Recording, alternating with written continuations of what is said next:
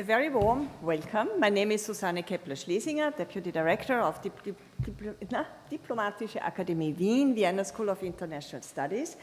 I'm happy to see so many of you here in the room, and I will also extend a very warm greeting to all the participants who follow us online. We have the great pleasure to experience now a glimpse into the abyss of the Austrian soul, presented by Professor Fatima Naqvi, and I have the honor and the pleasure to first of all welcome her, so please join me in welcoming Professor Naqvi.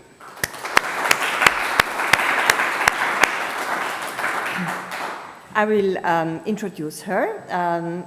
She is an Elias Leavenworth Professor of Germanic Languages and Literatures and of Film and Media Studies.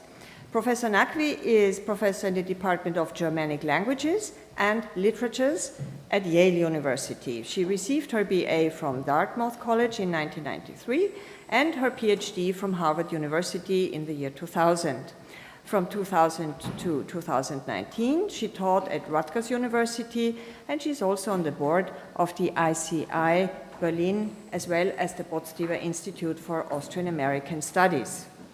Her research interests include the intersection of architecture and literature, as well as film, ecological films, Austrian authors, and filmmakers of the 20th and the 21st centuries. Professor Naqvi has held guest professorships at Harvard University and the Karl Franzens Universität Graz, and of course she also offers us a rich list of publications. So we are very much looking forward to your presentation, and I give you the floor. Thank you.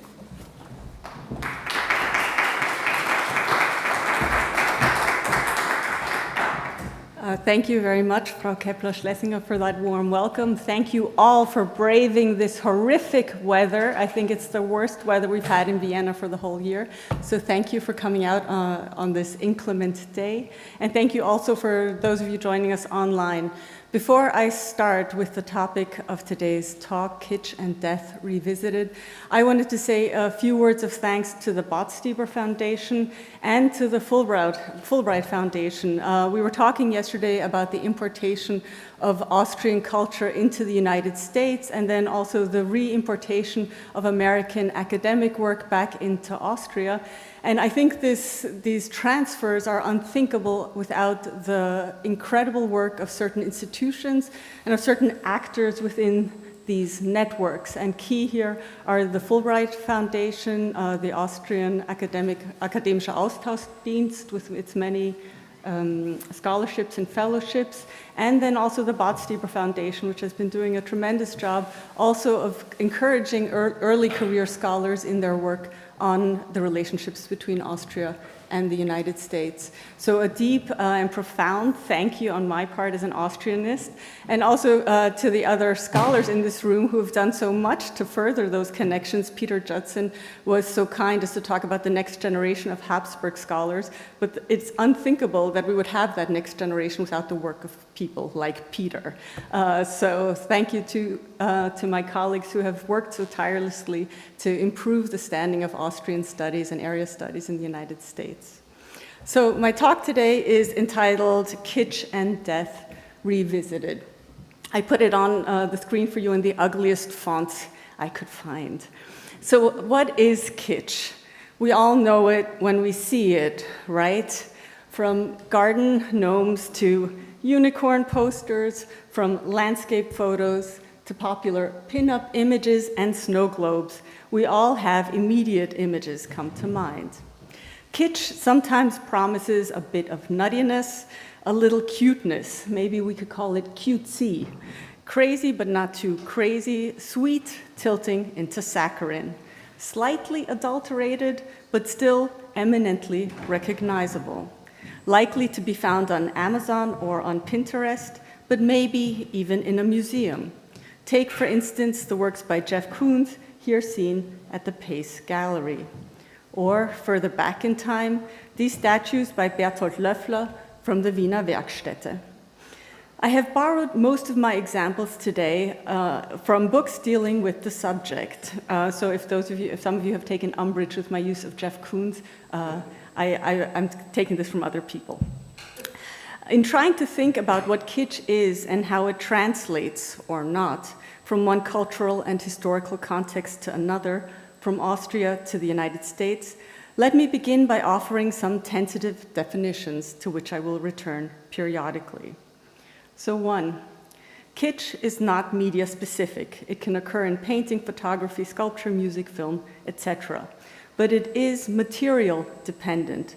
A real rose would not be kitschy here in the Volksgarten, whereas a plastic one would. 2, kitsch can be related to either the form or the content of an object, or to both. The Mona Lisa on a towel or the Mona Lisa on a glasses case, it per se would not be kitschy, but in this iteration it is.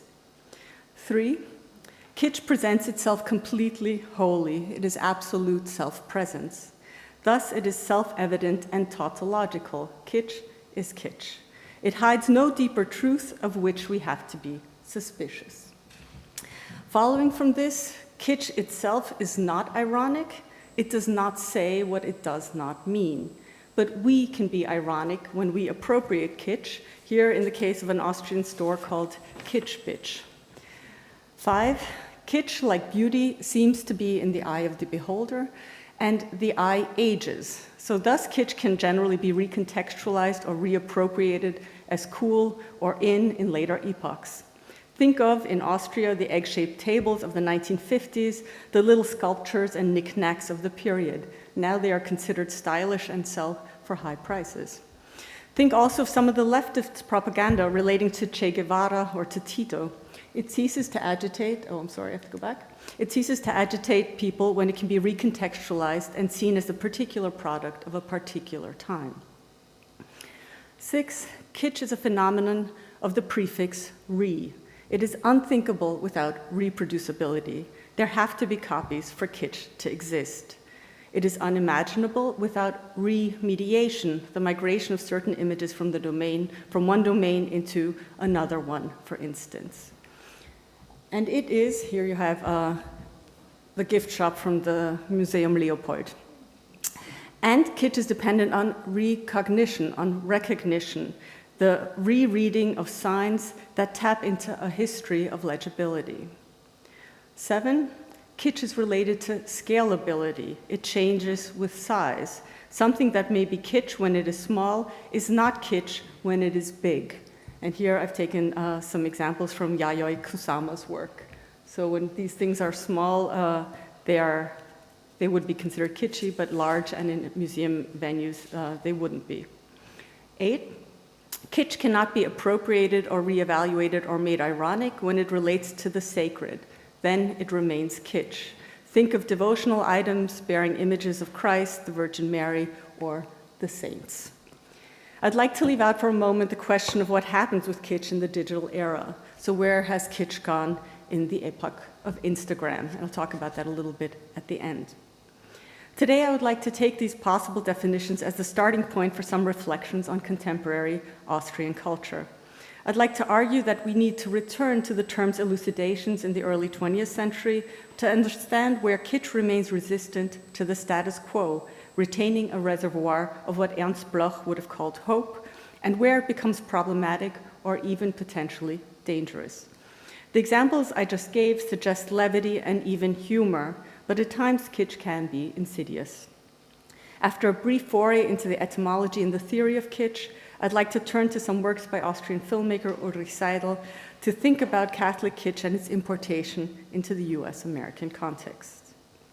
So I begin from the observation that thinking about kitsch in relation to culture reached its high point in the American Academy in the 1980s and 1990s, spurred on by an important book by the French journalist and French historian Saul Friedlander. Research in the US then waned. Apparently, postmodernism and post-postmodernism defanged the dangers seen as inherent to kitsch, and no one in an academic culture predicated on total acceptance, anti-canonical and anti-hegemonic thinking was willing to call anything kitschy anymore. That would mean arrogating a moral high ground from which one could judge what was good and bad art. In the German-speaking world, by contrast, conceptualizing kitsch has not waned at all. It made a resurgence in particular in the early 2000s, when books such as Kitsch oder Warum der schlechte Geschmack der eigentlich gute ist, Kitsch or Why the Bad Taste is Actually Good, Kitsch, Texte und Theorien, Kitsch, Texts and Theories, Left Kitsch, Linker Kitsch, and Renaissances des Kitsch, Renaissances of Kitsch, appeared, all within the span of about 15 years. And there are many more that I haven't mentioned. The efforts to define an anti-canon of kitsch motivates some of these writers, as well as an effort to work through what were seen as the political and ideological implications of political art in the age of post-histoire. Kitsch as a word has German origins, so it stands to reason that the word's morphing would particularly exercise scholars from the German-speaking world. Kitsch has never, or was never seen as benign, regardless of what you might think of it today. From the time of its arrival as a proper word in late 19th century Germany, kitsch was considered a risk. From the outset, it was seen as a hazard to good taste and moral edification. Associated with literary entertainment, what in German we would call Unterhaltungsliteratur, as opposed to Erbauungsliteratur, kitsch was viewed as a threat to high art and to such art's recipients. Such literature interfered with proper moral instruction, and as the reading public grew with universal literacy, kitsch's dangers were seen as growing. Literature light was considered a gendered menace. The many women in the newly reading public were considered particularly at risk. Furthermore, with the rise of technology, industrialization, and new means of reproducing and disseminating art, the threat of kitsch loomed ever larger. Literary serials, films, applied art, all could become the source of social problems en masse. Capitalism was always a problem with kitsch as well. When the term was first used in the 1880s, it seemed to draw on the dialectal verkitschen, meaning to sell on a retail scale in a cunning manner, auf listige Weise Kleinhandel betreiben. The great writer Robert Musil complained about the pejorative and vague term, also relating it to this verb verkitschen. In his description, kitsch relates to selling something dirt cheap. It implies selling shoddy wares. The fact that the products of art could be produced, bought, and consumed by a broad public made the whole process suspect. The singular work of art, formally endowed with an aura, was disseminated and made available to the many, devoid of the sacred and laced with the profane. But the exact origin of kitsch actually remains shrouded in mystery, and the word carries with it a penumbra of foul connotations. Some scholars relate the term to kitchen, meaning to smear, to scrape up street mud, or even the English word sketch, a quick drawing, often made for the consumption of tourists, particularly American tourists. Others find etymological relations to the Alemannic ketchen, to drag or to schlepp, to the Alsatian ketch, signifying a burden, or to ketch, meaning both cooked too soft or swampy. The Grimm's dictionary brings us not just the ketch, the baskets in which wares were carried around on the back by traveling salespeople, but also intimates a relation to kitsch, as in fruit cores, or the kitschbaum, also known as the Faulbaum, the alder buckthorn named for its stinking bark. In all examples, we see the etymological relation to things rotting, spreading, and contaminating, the Faulbaum, the muck, the street dirt, to things lacking form and firmness, the mud and the swamp, to things trite, the sketch, or small, things that can be transported on the back. Kitsch is too soft and too stinky. It is prone to spread. It tends to the slight, which can be easily carried, and it is something people tend to sell cheaply to get rid of quickly. Kitsch turns out not only to be a German problem, however, and the word is quickly adopted into all Western languages. Kitsch, that wonderful German name for popular commercial art, as the American art historian Clement Greenberg called it, was taken quickly into English, Italian, Spanish, Russian, and French, where it lost the S. Only Portuguese, it seems, resisted adoption preferring the estilo barato, the cheap style, to the German kitsch. And I'm told by a Brazilian Portuguese speaker that the Portuguese have a word that's different than kitsch, but they seem to be the only Western language that hasn't imported it. So the topic of kitsch exercises the best minds in the German-speaking world, and Saul Friedlander's 1982 book, Reflections on Nazism, an essay on kitsch and death, which I briefly mentioned at the outset and from which I borrowed my title, owes a debt to Walter Benjamin, Theodor Adorno, Ernst Bloch, Robert Musil, Karl Kraus, and the Austrian émigré author Hermann Broch. In the pre-World War II period, the ideological and capitalist critique stood in the forefront of reflections. Let me take as an example Ernst Bloch, who links kitsch to class and expropriation. For Bloch in Heritage of Our Times from 1935, kitsch is a sign of false consciousness, a hypocritical lie that covers up the true conditions of capitalist existence. In Bloch's literary miniature entitled Schreibender Kitsch, Kitsch that writes, he argues that kitsch presents a cliched view of the past and a conciliatory illusion of a peaceful present. Kitsch, and I have these actually in German for those of you who are German speakers. Kitsch is at home in the petty bourgeoisie's parlor, die gute Stube, where a little yesterday, ein kleines gestern, masks the exploitative conditions of the now. Fake intimacy, Assad's life, simulated heroism, and sham harmony abound. The end remains intimate, heartfelt kitsch, Bloch intones ominously at the end.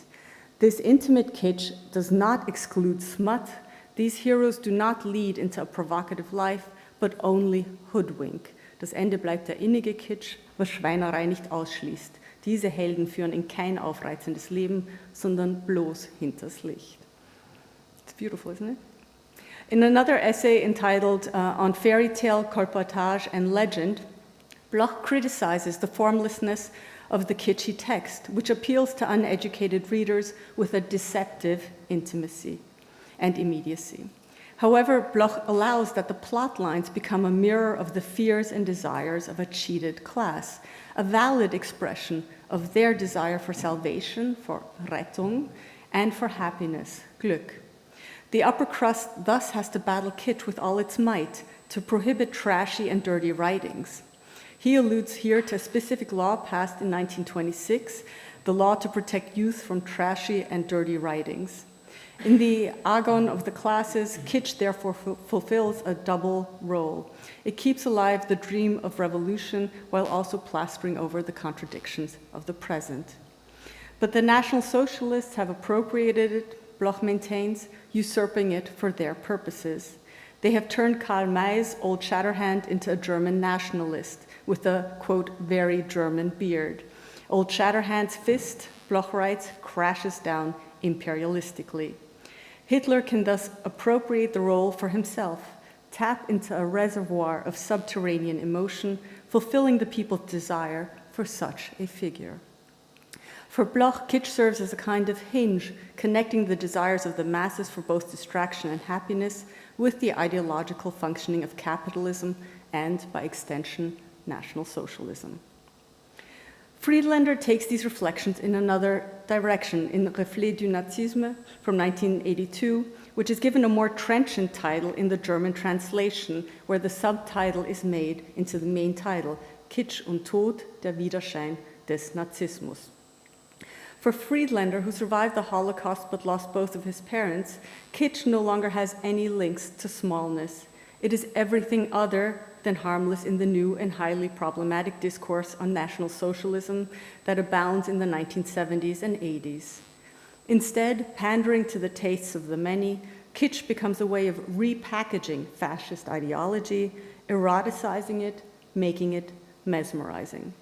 In what retrospectively could be called a work of affect theory, Friedlander looks at work's effects on the audience, creating problematic sympathies with the Nazis. The affects engendered by kitsch shape social values and collectives. The frisson, what he calls the frisson, of the new discourse on Nazism produces new shared identities and doesn't just explain existent historical ones. Kitsch for Friedlander is everywhere, and we all participate in it. I have the German translation for you. I also have the English one. Universally, without a doubt, kitsch is always adapted to the tastes of the great majority, true expression of the general emotional world, the harmony beloved by the petit bourgeois, who sees in kitsch the guarantee of the beauty and order of things, the existent order of the given. In the new discourse on fascism that draws on kitsch, the desire for harmony and order is linked to the desire for death. Friedlander notes a thrill, an upsurge in feeling arising from this juxtaposition. This art on Nazism, where violence is soldered to pseudo-spirituality, where Hitler's everyman status collides with his position as a Nietzschean superman, elicits a fascination mixed with horror. Friedlander characterizes this new kitsch as a symbolic overloading, a Baroque arrangement and evocation of an atmosphere full of mysteries, myths, and religiosity, as a covering for a vision of death, which is celebrated as revelation, as apocalypse in the original sense of the word, but a revelation that leads to nothing, that reveals nothing other than darkness and terror. In short, a neutral approach to the atrocities committed in the name of the German folk no longer prevails in the examination of National Socialist topics. Instead, there is a phantasmatic longing for death, apocalypse, rites of initiation, nature idyls, and the eroticization of power, both on the level of form and content. New films and books make the SS sexy, for instance, and luxuriate in a gay apocalypse. The films of Luchino Visconti, The Damned, Caduta degli Dei from 1969, Liliana Cavani, Il Portiere di Notte, The Night Porter from 1974, Louis Malle's Le Comme Lucien from 1974, Hans-Jürgen Sieberberg's Hitler, ein Film aus Deutschland, Hitler, a film from Germany from 1977, and Rainer Werner Fassbinder's Lili Marleen from 1981, attest to this new discourse on fascism, a discourse that makes palpable the ongoing fascination of evil. Not fascism's banality becomes evident, but its attractiveness. We might say that the waning of Marxist criticism in the 1980s leads to a refocusing of the theoretical questions regarding kitsch along psychoanalytically inflected lines. What kitsch does and how it functions in society is linked less to class than to eroticism and unconscious drives. What is new about the kitsch debate in the 1980s, then, is the relationship to sex, and by way of sex, to death. To be sure, this aspect had not been entirely absent in earlier discussions. In particular, the Austrian author Hermann Broch provides an explanatory paradigm that locates kitsch's origins in the abnegation of pleasure, that is, in an ascetic rejection of sexuality. In a talk Broch gave at Yale, entitled A Few Remarks on the Problem of Kitsch from 1950-51, he traces the emergence of kitsch backward in time to the Romantics. On the one hand, they desired irrational exuberance, so an Überschwänglichkeit, striving toward the absolute. On the other, they sought to return to asceticism, an almost puritanical frigidity. For Broch, and this is his quote, every asceticism, every eradication of pleasure has a sexual center. For Broch, the kitsch mensch, the kitsch person, is well and alive in all of us. In trying to reconcile heaven and earth, the kitsch person falls prey to artificiality and even neurosis, and Broch uses the psychoanalytic term neurotisches Kunstwerk, and thereby allows evil into the world. For Broch, kitsch creates a parallel world system. It doesn't follow the dictates of what is good. Thus, Broch is able to link sexual repression and Hitler's evil. It is no coincidence, and I've highlighted this at the top, it is no coincidence that Hitler was an absolute adherent of kitsch art. He lived the bloody type and loved saccharine kitsch. He found both beautiful. So this is also the moment when that trope of Hitler as the kitsch mensch par excellence is established. And it's something that continues into the present. Every time some of Hitler's watercolors are rediscovered, it's always trotted out as something of an explanatory paradigm.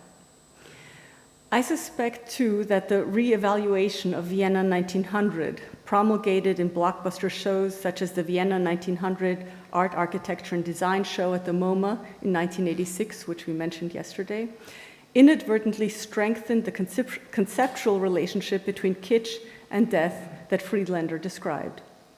The show largely coincided with the publication of his text, which appeared in English in 1983 and in German in 1984.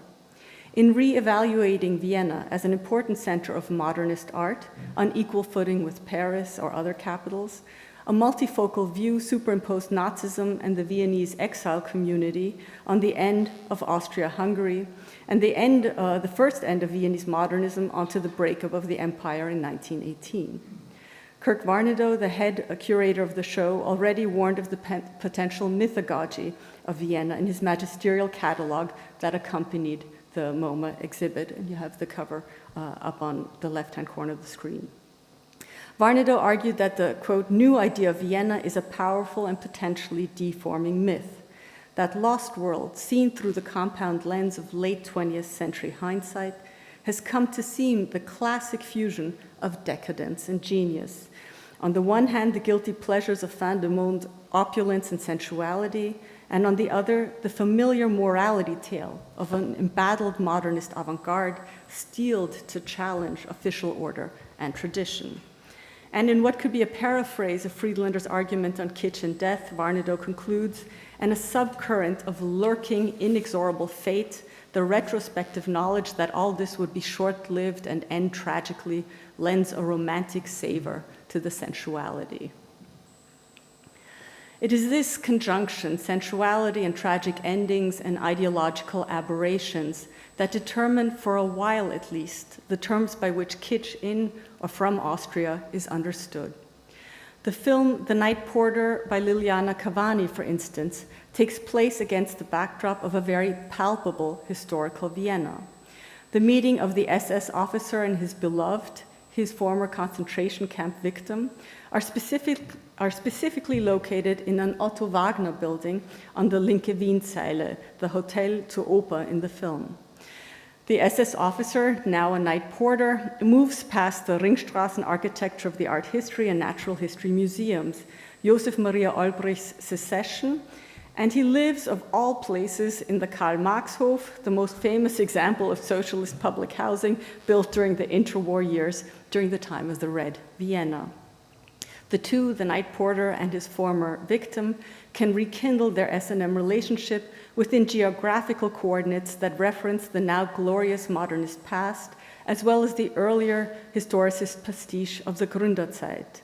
The genius of Viennese history comes up against the degradation of the present, in which National Socialism is alive and well, and the logic of this twisted love story leads to an apocalyptic shooting of the protagonists on the Reichsbrücke in the closing seconds. Kitsch resides in the content as well as in the style. The love between the sadistic camp doctor and his little girl, shown in flashbacks, his professed and utterly unbelievable shame about his past life, and his group therapy sessions with former Nazis is always already kitsch. The staginess of the concentration camp scenes, as opposed to the embeddedness of the present in the historical architecture, adds to the questionable frisson that Friedlander criticizes. And here you have some of these flashbacks to the concentration camps.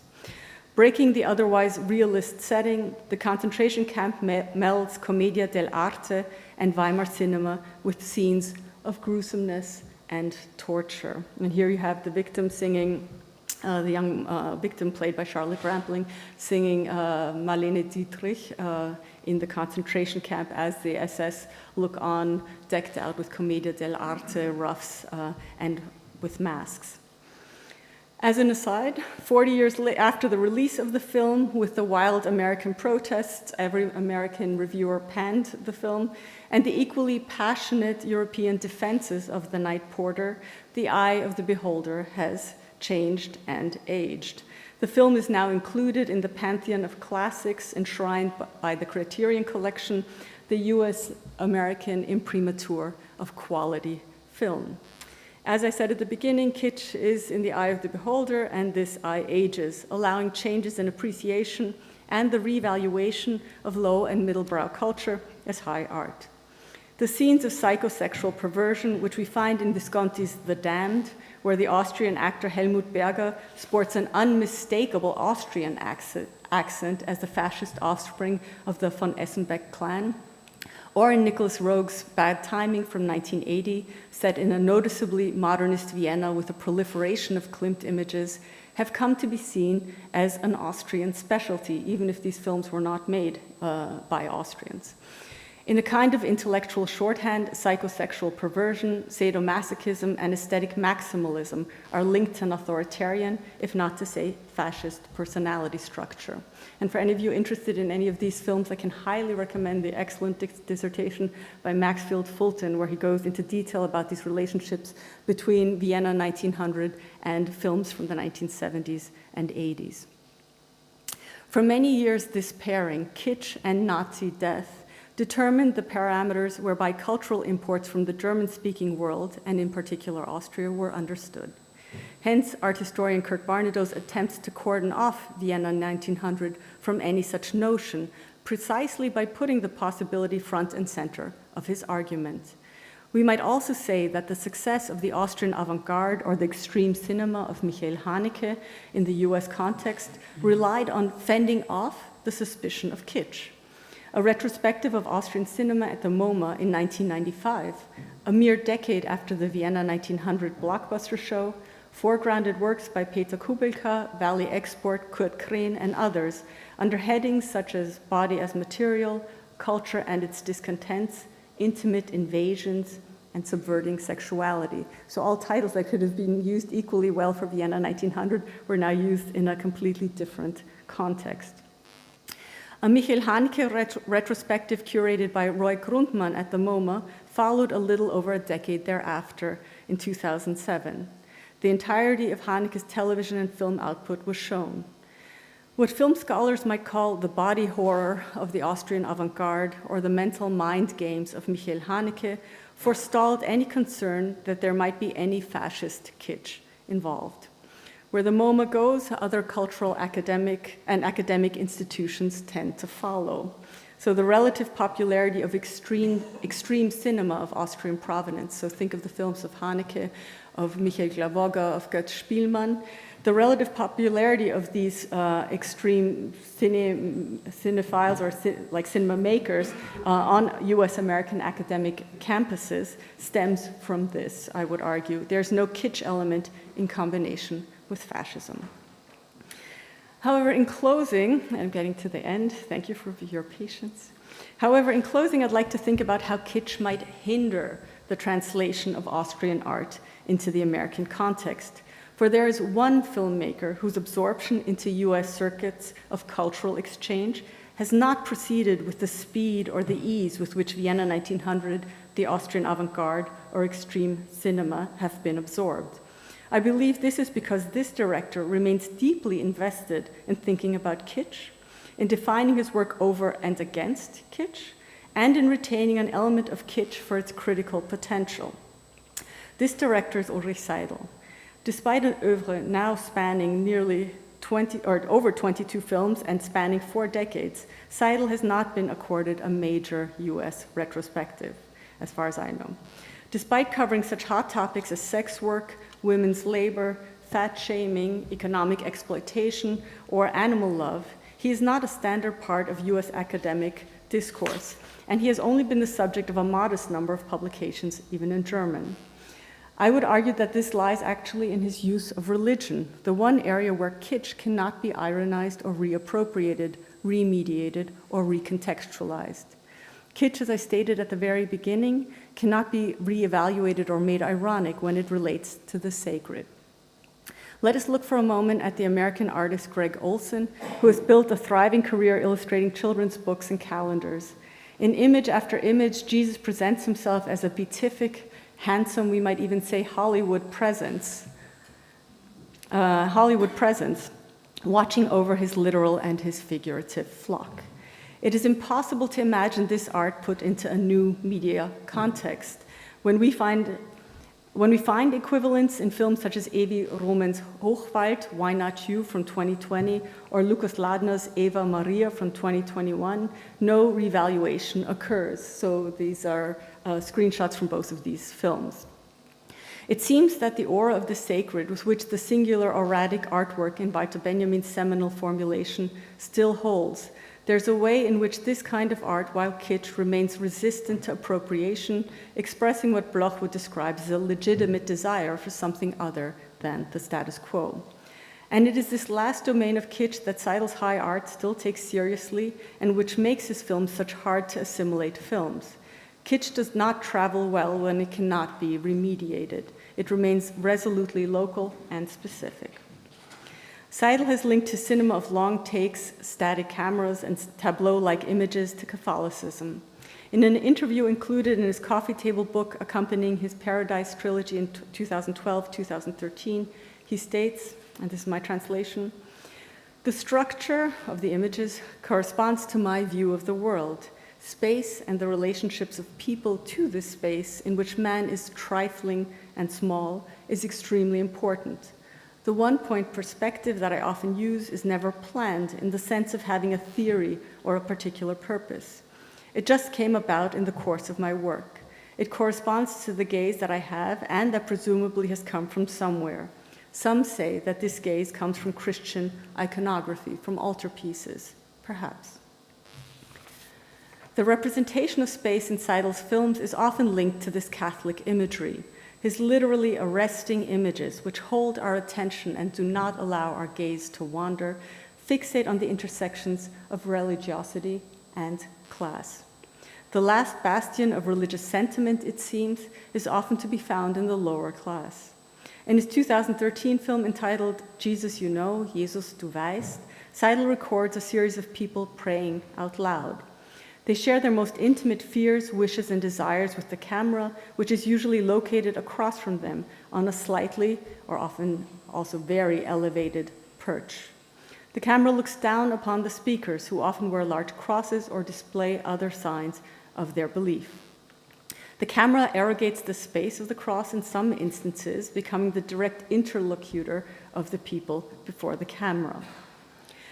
And the film intercuts shot-reverse shot sequences to make it seem as if the speakers are in intimate dialogue and in immediate dialogue with the crucified Jesus. For Bloch, the conversations with God as presented here might fall under the rubric of intimate, heartfelt kitsch. We hear one woman bemoan her family's addiction to TV talk shows, where people lustfully exhibit their vices. She is then seen doing housework while her Pakistani husband watches the show that she has indicted. Her own tell-all attitude, however, might be seen as consistent with the ethos, if not the aesthetic, of the talk show. Furthermore, a young man who confesses his social ostracization because of his deep faith garners our sympathy through his sentimental tale of parental disdain. His father, in particular, makes fun of him for his deep faith. The way in which this young man dresses and the dialect with which he speaks make him immediately recognizable as a part of the Viennese lower class. The cross he wears is part and parcel of a popular Catholic aesthetic that might be termed kitschy. The groups of people whom we see singing at various junctures of the film act like a chorus, providing a meta-commentary on the film and its modus operandi. The elevated camera angle and the singer's symmetrical arrangement in the lower half of the frame suggest two things. First, that the godlike perspective conforms to the Catholic coordinates influencing Seidel, whereby man seems nichtig und klein, trifling and small. Second, that space becomes a kind of Euclidean container within which humans' possibility for action is extremely limited and circumscribed. The tableaus form a visual box constraining all of the people that we see. As a result, the camera perspective makes the bourgeois audience of Seidel's films exceedingly uncomfortable. We feel we are intruding on that bulwark, that last bulwark of unmediated experience, and in doing so, we are literally looking down on the people whose confessions we witness. The film's content in a secular society is that of a talk show, but the manner of filming is decidedly not. The highly artificial, restrained style only gestures toward the kitsch that lurks in the rosaries and icons and suffering Christs on the cross, and in the talk shows to which the one woman refers. Seidel's films have increasingly moved to the fictional end of the fact-fiction divide. And I believe that the film Jesus You Know serves as a kind of hinge connecting his earlier, more documentary work to his later, more fictional films. In Jesus You Know, Seidel foregrounds the underlying impetus behind his oeuvre, namely to take seriously humans' desire for the sacred things in life, be these in organized religion or in its outgrowth in romantic heterosexual love. In films such as Import-Export from 2009, Faith from 2012, Love from 2013, Hope from 2013, or Rimini from 2021, we are repeatedly privy to intimate moments where the kitsch of an unalloyed and unallowed yearning for sacrality intrudes. As examples, we could take the end-of-life sequences in the geriatric ward of Import-Export, where a crooner entertains dementia patients. These aged patients spend their time yearning for God and release from their failing bodies. And I'd like to show you this clip. Maybe we can dim the lights.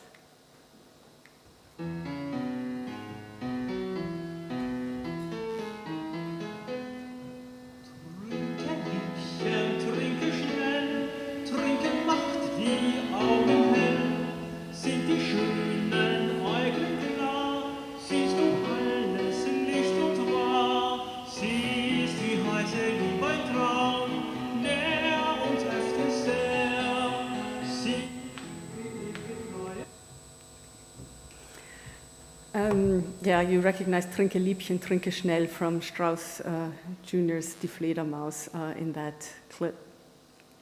We might also think of characters' wishes for desirable bodies in his film, which they imagine as their ticket to romantic love and heterosexual happiness. We see, for instance, the stepfather in Import-Export checking out his midriff in front of the mirror, which hardly hides his growing beer belly. And perhaps we can, Heinrich, would you start this clip? Just for the first few seconds to give you a sense. And look at the art on the walls.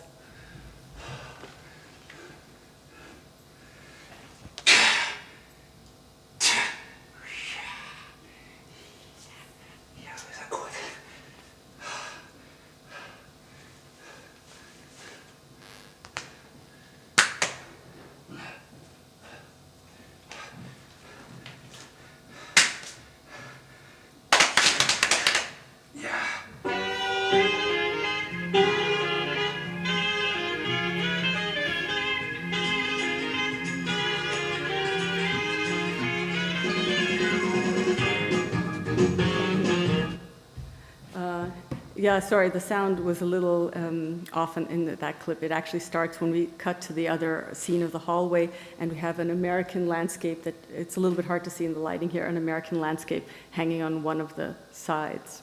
So as the stepfather examines himself in the hallway mirror, he's flanked by a poster of a Native American on one wall, and later this landscape of the American West. However, he is clearly no lone Indian, instead spouting truisms and behaving like a colonizer when he travels to Slovakia and the Ukraine to sell derelict pinball machines. In Faith, the protagonist has turned from her Muslim husband, a disabled man in a wheelchair, to proselytize in the name of Catholicism. Carrying a statue of the Virgin Mary, she enters into poor people's apartments, compelling them to pray with her. The film abounds in Catholic props. The woman's home is full of various crosses, images of Christ, and containers for holy water.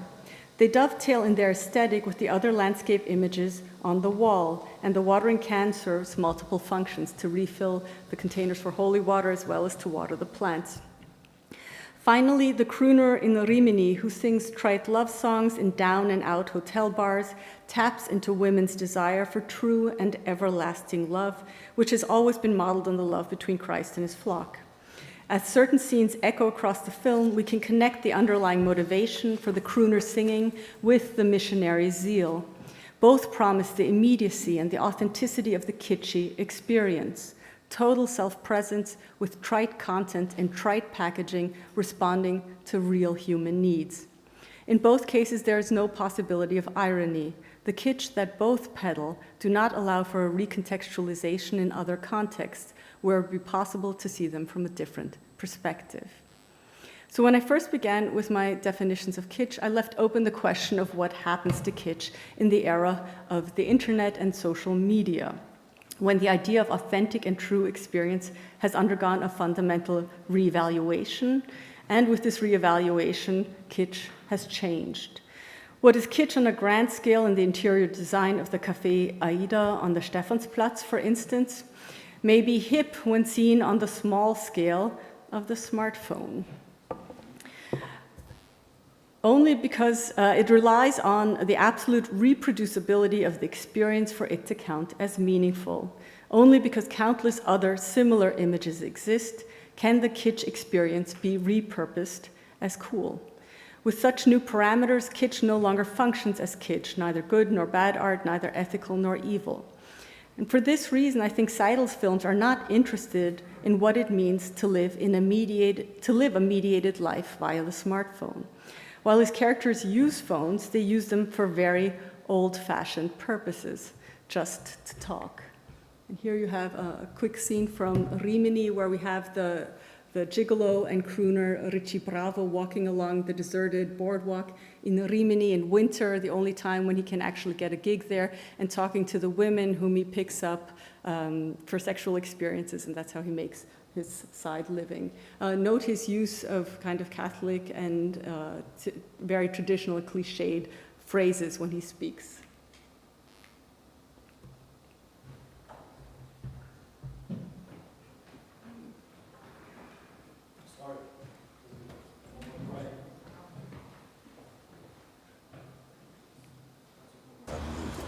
Ich hab dich vermisst, mein Baby. Ja? Angela Mia. Oh, Angela Mia. Ich hab dich vermisst, mein Baby. Wie geht's dir?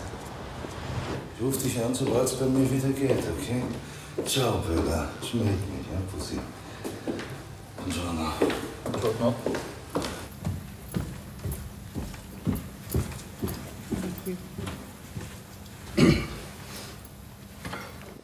He goes on to his next assignation, actually. So for the crooner and gigolo Richie Bravo, kitsch is both a mode of operation and a product to hawk. It answers legitimate desires on the part of his aging clientele.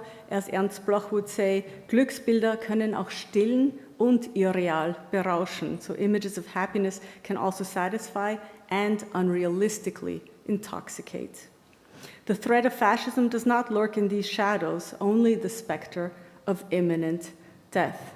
Maybe we can think of this aspect of Seidel's oeuvre as a particular untimeliness, a non-synchronous aspect in our hyper-connected present. Perhaps this is also why Seidel's films have not found the warm welcome in the US that they deserve. The kitsch of the sacred, which gives his work the seal of authenticity, is in the US either too sensitive a topic or too far removed from the secular coasts that have welcomed Vienna 1900, the post-war Austrian avant-garde, and the extreme cinema of Michael Haneke. Thank you.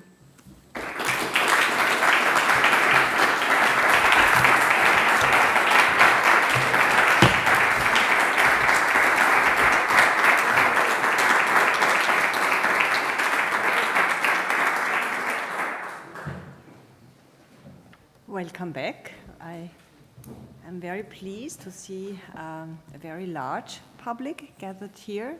We try to tickle all your senses with a mesmerizing presentation of Professor Naqvi with a little coffee, now some music, written and composed by the immortal Georg Kreisler, an Austrian satirist, composer, author who had to emigrate to the United States, came back as a GI, and was never really accepted in the US because he was too un-American and maybe too American when he came back to Europe. Well, der Tod muss ein Wiener sein. This is why our title was a little bit enlarged, Kitsch and Death Revisited. I'm very happy to introduce to you Miss Olivia Gruber Florek, who will, can you hear me? Who will talk to us about Sissi in New York, Austrian Kitsch in Contemporary American Art. I think this topic was very aptly chosen in the year when, particularly in Austria, Germany, and France, the tragic death of Romy Schneider is commemorated, the tragic death that happened 40 years ago. And Sissi and Romy Schneider will be, in a way, amalgamated, I guess, forever. And I wonder whether Romy Schneider ever managed to shake off the corset that Sissi gave her at a very young age. Olivia Gruber Florek, since 2021, has held the position of an associate professor for art history in the Communication Arts and Humanities Division of the Delaware County Community College. She received her master and her PhD in art history from Rutgers State University of New Jersey, New Brunswick, with a dissertation on the modern monarch, Empress Elizabeth, and the visual culture of femininity, 1850 to 1900. Ms. Florek also has curatorial experience and was awarded a number of important grants, fellowships, and honors. Ms. Florek, the floor is yours.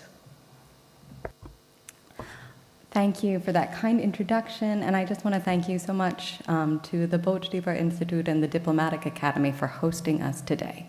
What I'm presenting comes from my forthcoming book, The Celebrity Monarch, Empress Elizabeth and the Modern Female Portrait. Most of it is about 19th century portraits of Elizabeth, but one chapter discusses these images by the contemporary American artist T.J. Wilcox.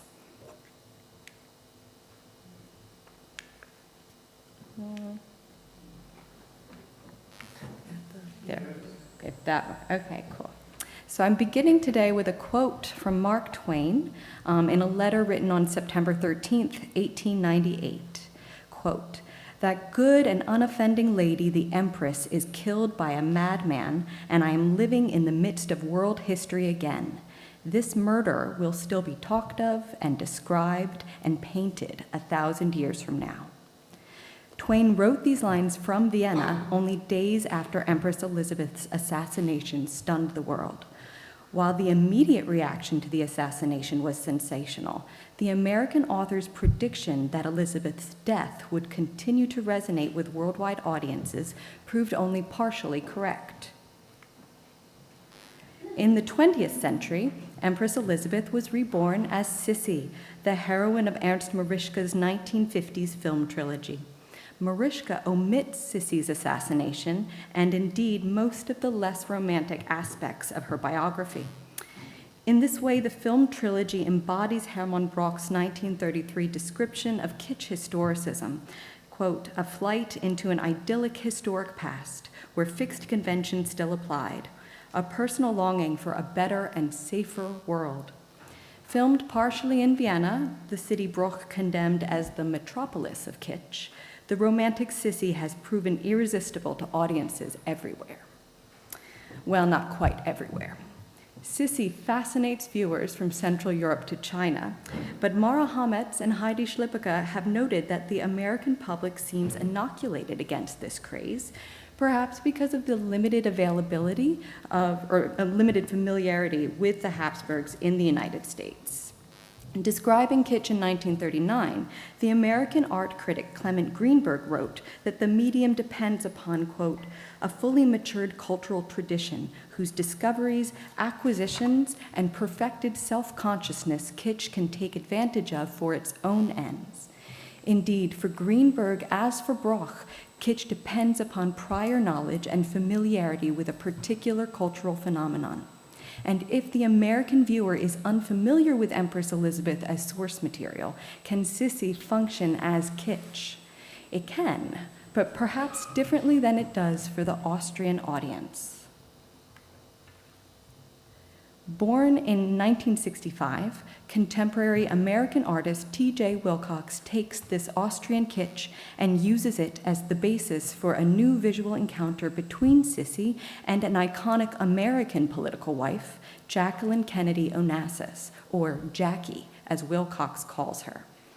Wilcox titles his artworks using the 3S Marischka spelling of Empress Elizabeth's nickname, but the connection he builds does not rest on the kitsch romanticism of the Sissy films. Rather, it rests upon the very history that Marischka omitted, Sissy's violent assassination, which becomes a way for American viewers to understand the brutality of the media attention placed upon prominent women like Jackie. For while American viewers might not know the ins and outs of the Habsburgs, violence in public life is a topic with which we are very familiar. Wilcox's images of Sissy and Jackie appeared in 2007 at a solo exhibition at New York's Metro Pictures Gallery. The exhibition featured a total of 13 collages and 4 short films that depicted 4 distinct subjects: Sissy, Jackie, Jerry Hall, and Wilcox's own childhood trip to a county fair. It is noteworthy that while these other subjects appeared alongside Sissy in an earlier 2007 exhibition in London, it was only in New York that Wilcox exhibited Sissy and Jackie together, perhaps because he knew that American viewers would appreciate this pairing. And today I'm focusing exclusively on the films and collages about Sissy and Jackie. So I'm showing here a gallery plan of Metro Pictures. The installation of the images was insistently nonlinear. The short films about Sissy and Jackie ran simultaneously on continuous loops in 2 separate galleries. Sissy played in Gallery 2, while the film Jackie on Scorpios ran in Gallery 3. Viewers encountered the films at various points in their narratives, depending upon how one chose to walk through the exhibition. Each film is short, less than 3 minutes. Wilcox constructs his films with archival footage, newly produced material, and then he ties the disparate elements together with his own original subtitles. And if we go back to the installation, on that back wall, that's the Sissy film. You can see it's a 19th century photograph, and then the text is Wilcox's own text that he writes at the bottom. So I cannot show you the films today, but in the next few slides, I'm reproducing some of the archival images that appear within the film Sissy and then Jackie on Scorpios. Sissy opens with a clip from Marischka's Sissy with Romy Schneider on horseback. The rest of Wilcox's film features 19th century photographs and paintings of Sissy, a photograph of her assassin immediately after the murder, and then her funeral procession. Wilcox's subtitles describe her misery at court life and her assassination. And between each sentence of the subtitles is a video clip of the Viennese Lipizzaner stallions performing at the Spanish riding school. Each of the 5 collages that appeared alongside the film feature a watercolor of Sissy on horseback, her face turned away from the viewer. Wilcox collages these watercolors on top of popular Viennese tourist attractions, such as in this example, Tragedy, Sissy at the Spanish Riding School 2. In each collage, Wilcox places a long, thin sword onto Sissy's back, iconography that references her 1898 assassination. The sword also operates as a trompe-l'oeil pushpin that visually affixes the watercolor of Sissy to the photograph behind it. While the Sissy film ends with her assassination, the film Jackie on Scorpios begins with the 1963 assassination of Jackie's husband, the American President John F. Kennedy. Wilcox then pivots to the public outcry at her second marriage to the Greek shipping magnate Aristotle Onassis and subsequent demand for photographs of Jackie, including a notorious series of naked photographs that appeared in Hustler magazine in August of 1975. Unaware of the photographer tracking her movements, Jackie walks about completely unclothed on Scorpios, the private Greek island owned by Onassis. In the film, Wilcox times each of these naked photographs with a subtitle describing the public disdain for her marriage, including scathing newspaper headlines, quote, "JFK dies today a second time," and then a particularly cruel remark from Coco Chanel, quote, "Everyone knew Jackie was not cut out for dignity," end quote. The accompanying collage is an enlarged reproduction of one of the Hustler fully frontal naked pictures, which Wilcox stabs with the same long blade that appears in the Sissy collages. Now, I've never seen Wilcox reproduce these collages outside of that gallery exhibition, and I choose not to reproduce them today and not in my book. These photographs still feel remarkably violent, even 50 years after they were taken. And in the gallery, the images are 5 feet 9 inches tall, and so you kind of feel as if you're standing in front of her exposed body. For us today, the most important visual analysis is the fact that he stabs it with that same sword, that same long, thin sword pins the blurry, naked photograph of Jackie. For though Jackie was not actually murdered by these photographers, the invasion of privacy through the aiming of long-range lenses suggests a similar violence and lust for contact with a celebrated female figure. Now, it was noteworthy to me at the time that the parallel that Wilcox highlights is not one that aligns Marischka's kitsch rewriting of the Habsburg court with the Camelot of the Kennedy White House. Many viewers in the United States would associate Jackie with Camelot, the idealized mythical kingdom that Jackie herself applied as a retroactive metaphor for her late husband's presidency. According to Jackie, the late President Kennedy enjoyed listening to recordings of the 1960 Lerner and Loewe Broadway production. Developed during the same years as the Sissy film trilogy, the Broadway production romanticized the court at Camelot in a manner similar to the treatment Marischka gave the court of Franz Josef. Yet, in ignoring the kitsch fantasy and focusing instead on the assassination, Wilcox fulfills the prediction of Mark Twain's letter. Wilcox recognized that the kitsch of Marischka's films was not one that would resonate with American viewers. Rather, it is Sissy's assassination that Wilcox identifies as a parallel for the violence endured by American women in public life. Thank you.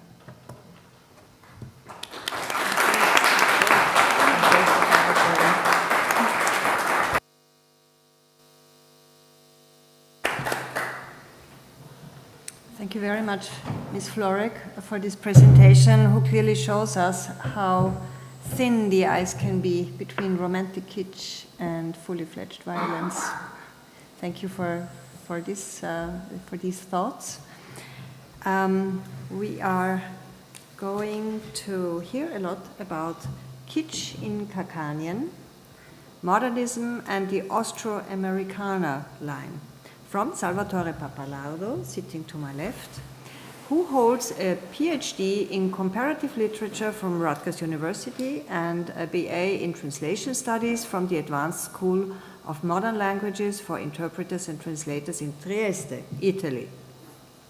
He is the author of the monograph Modernism in Trieste, the Habsburg Mediterranean, and the Literary Invention of Europe, 1870 to 1945. He teaches courses that range from the ancient Mediterranean to 19th and 20th century literature, European modernism, comparative, and world literature.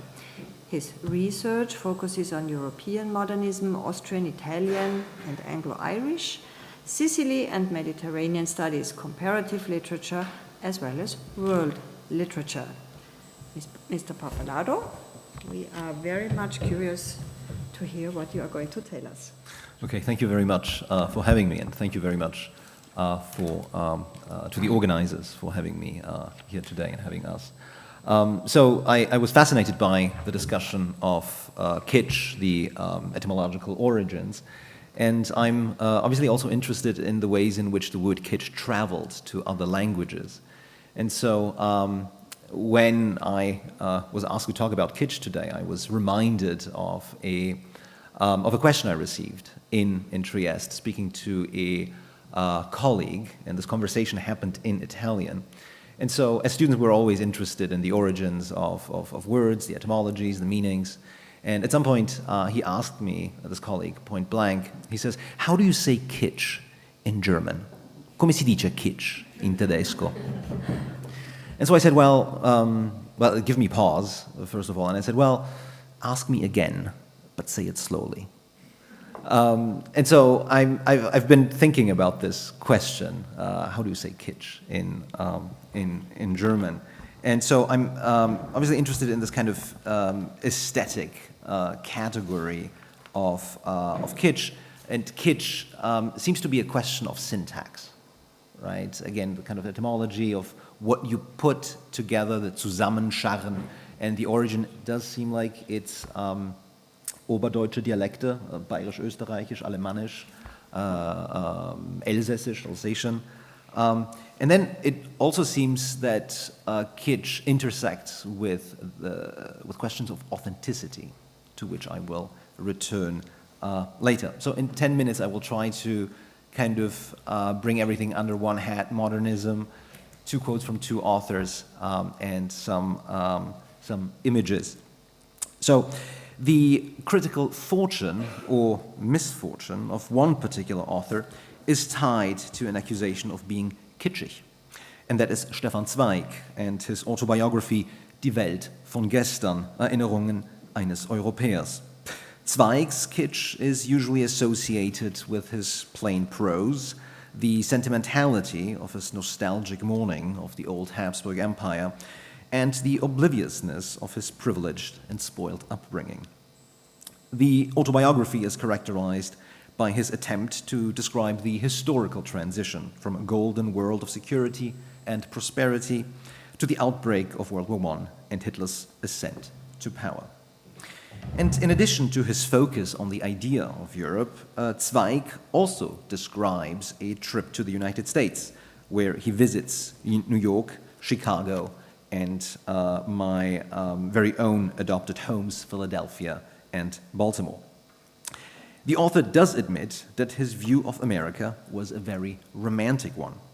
It is an extremely positive view of the United States, but only because he perceives and describes the United States, and I would say quite problematically, as a projection of Europe, and in particular of a multiculturalism and a multilingualism that reminds him of the Habsburg Empire. And so in his autobiography, we have this section of his American trip in which he looks at America through a distinctively Habsburg lens. And so I have the quote here in German, and America is for him, means Walt Whitman, the land of the new rhythm of the coming world brotherhood.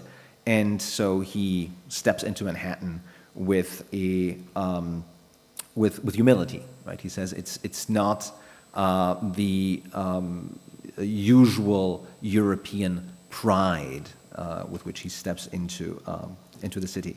And once he's in New York, once he is in Manhattan, he tries a thought experiment. He says, would a person like me find employment in New York? Would I be able to be, gainfully employed there? And so he starts this experiment in which he kind of goes to these agencies and he's trying to apply for jobs. And so, given his facility with languages, he's happy to see that it would be easy for him to find employment in New York City. But obviously, Zweig, as usual, does not see beyond his social and economic privilege. He doesn't, for instance, mention race, right? Being black in New York at that point would be a hindrance, probably, to the kind of work that he is looking for.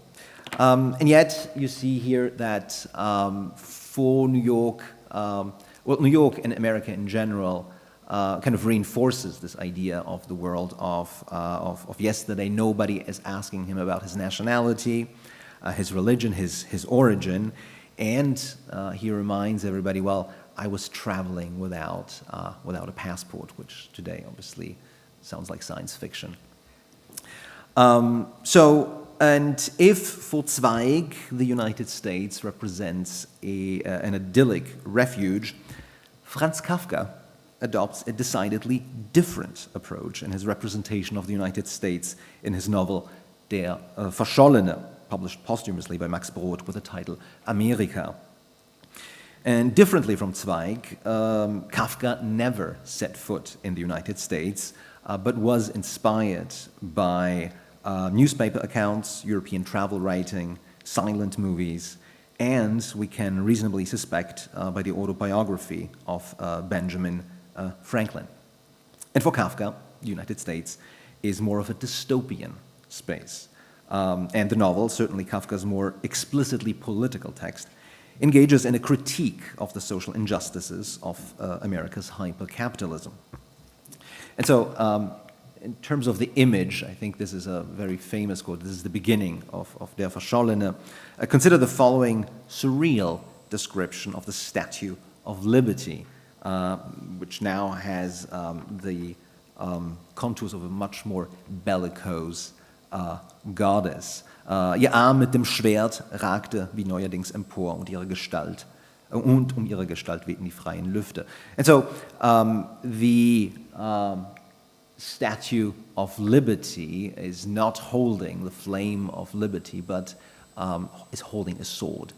And this is one of the kind of very strange things that happen in the novel. So the Statue of Liberty is holding a sword. There is a bridge that is connecting Manhattan to Boston, which would make for a very nice commute. And the Oklahoma theater as well. But it means that these descriptions, and Kafka was aware of the kind of factual incorrectness of these images. He, when he kind of reworked the novel, decided to keep these things.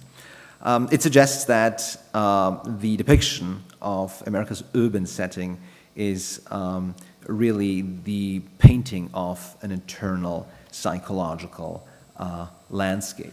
And so I have a couple of more images, illustrations. Obviously, this is I imagine a fun novel to illustrate. And so we have this kind of very ominous presence in the novel. And so these are three covers of the novel. And the first one, I think, is very interesting because it's focusing on the ship. I'm going to talk about ships. And the one in the middle, this is the Turkish translation. You see, again, the kind of very ominous-looking Statue of Liberty. And on the right-hand side, you see an English translation that kind of focuses on the kind of mechanization of life in the United States. So I'm really fascinated by Kafka's depiction of the Statue of Liberty, but Kafka and I think Zweig as well is fascinating for the things that he says, but especially for the things that he does not say. So the things that are left out, the things that are left unspoken. And so one of the questions that these two kind of texts beg is, how did Habsburg subjects reach the United States? How does this connection between Austria and the United States take shape in the literary and cultural imagination? How do tourists like Zweig or immigrants like Kafka's Karl Rossmann arrive in the US?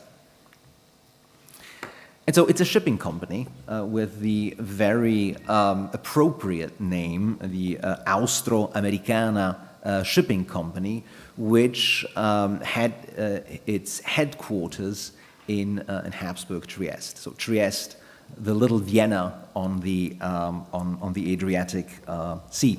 So it's interesting that Kafka's protagonist does not leave from Trieste. He leaves from the Hamburg Amerikaner line, even though Kafka visits Trieste in August 1913, which is the year before he completes the novel. So it's interesting that he does not make that kind of change, especially because Karl Rossmann introduces himself as a German. He insists on his German identity, even though in the end you realize that he is from Vienna, he has worked in Prague, and he kind of tries to re-establish that kind of Habsburg solidarity with characters he meets in America. And so the Austro-Americana was an Austrian shipping company founded in 1895, and in 1904 the Austro-Americana decided to begin offering passenger service to the United States, boarding immigrants to the United States that now are competing with this Hamburg Amerikaner line. And in 1912, the largest liner of the Austro-American is built, and the liner, the Dampfschiff, is called Kaiser Franz Josef der Erste. And so it was completed and provided service to New York City and destinations in South America. And so I'm really fascinated by postcards, especially because picture postcards were considered the epitome of kitsch. A lot of people were upset by postcards because it meant that now people didn't write letters anymore. They wrote very brief texts on these postcards. So this kind of confluence of postcards and this image of the emperor conquering the sea, conquering the Atlantic, kind of feeds into the late Habsburg fascination with the Adriatic and this kind of project of becoming a maritime power. So the Kaiser Franz Josef is not the only iconic steamship. There is also another one, and it's called the Wien Dampfer of the Österreichische Lloyd, also in Trieste, a replica of which was built for the Österreichische Adria-Ausstellung in 1913, held here in the Prater. And so the exhibition celebrated Austria's colonial holdings located in the Adriatic Sea, obviously Trieste. And for the Adriatic exhibition, the organizers built a replica of the Wien, which looks a lot like the Kaiser Franz Josef, and this copy is turned into a restaurant. And obviously, these are all the ingredients of kitsch. And I suspect that once kitsch is used as propaganda, there is this kind of anxiety about kitsch, because the artifacts are not authentic, but we're trying to make them as authentic as possible. And so in the exhibit, and I want you to picture this image. In the exhibit, all installation had to be as genuine and realistic as possible. So for the aquaria of the Natural Museum on display in the Prater, the organizers shipped to Vienna the equivalent of 60 cubic meters, more than 2,000 cubic feet, of seawater from the Bay of Trieste. So it had to be authentic, so we're going to bring the Adriatic waters to Vienna. And so at this point, I think I can finally answer that question, how do you say kitsch in German? I would say decidedly with an Austrian accent. Thank you.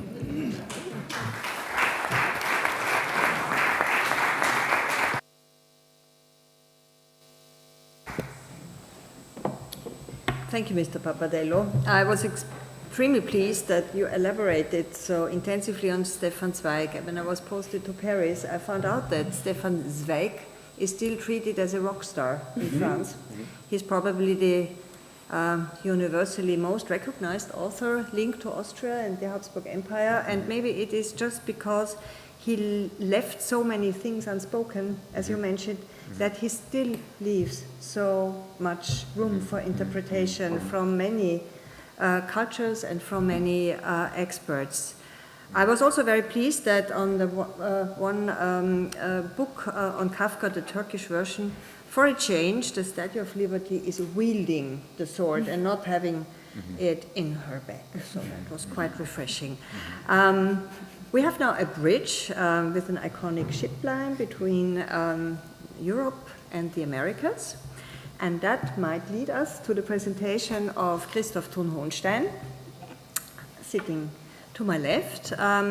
He is right now a special representative of the Austrian Foreign Ministry for principles of designing the future, in particular new technologies, eco-social concepts, and international cultural relations.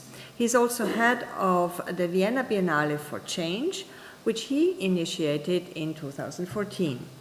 After studying law, political science, and history of art at the University of Vienna, Christoph Thun-Hohenstein worked for the Austrian Foreign Ministry and held posts in Abidjan, Geneva, and Bonn. He was director of the Austrian Cultural Forum in New York from 1999 to 2007. after which he served as managing director of Departure, the creative agency of the city of Vienna, and we still remember your initiatives until 2011. From 2011 to 2021, he was general director and artistic director of the MAC, Austrian Museum of Applied Arts, Vienna. Thun-Hohenstein has published on topics dealing above all with European integration, contemporary arts and culture, digital modernity, and climate care, and has held numerous lectures on these topics. He has also curated exhibitions, and he regularly serves on selection juries. Dear Christoph, you have the floor. 4. In search of a new cultural narrative, arts for regeneration! Exclamation point. Thank you very much, Susanne. Who is afraid of kitsch? I'm not. And it was mentioned that I'm a former museum director of a museum which is the most important museum for the applied arts of Viennese modernism in the world, and I'm not afraid of kitsch, and I will tell you why. Maybe 2 afterthoughts to your excellent presentation early in the morning, the general keynote, which I found very refreshing and thought-provoking. 2 points. First of all, Josef Frank. Josef Frank, outstanding architect, also designer of textiles, lots of textiles and others, and one of the most important architects and designers of the 20th century. He kind of was totally out of sync with orthodox modernism because he believed in people being able also to do their own interior design. And then when he was part of big international exhibitions where architects kind of conceived houses that were built as model houses, the orthodox modernists said, ooh, the interior looks like a whorehouse. And nowadays, Josef Frank is really considered as the most humanist of architects of the 20th century. Yeah? Which gives you also an idea of how these things change, considerations of what is important, what is less important change. And if you see his textiles produced in Sweden mostly by Sven Sten, it's really for all times. Second consideration, afterthought, when I ran the MAC, Klimt, we have one of the most important Klimts at the MAC, and I commissioned Frederick Baker, the late Frederick Baker, to really do a VR work on Klimt's 9 panels exhibited at the MAC. And it's called Klimt's Magic Garden. And a lot of people thought this is really kitsch. And I thought it's not kitsch in the usual way, because what happens, you are inside, all the material stems from the 9 panels, which are very famous, by the way.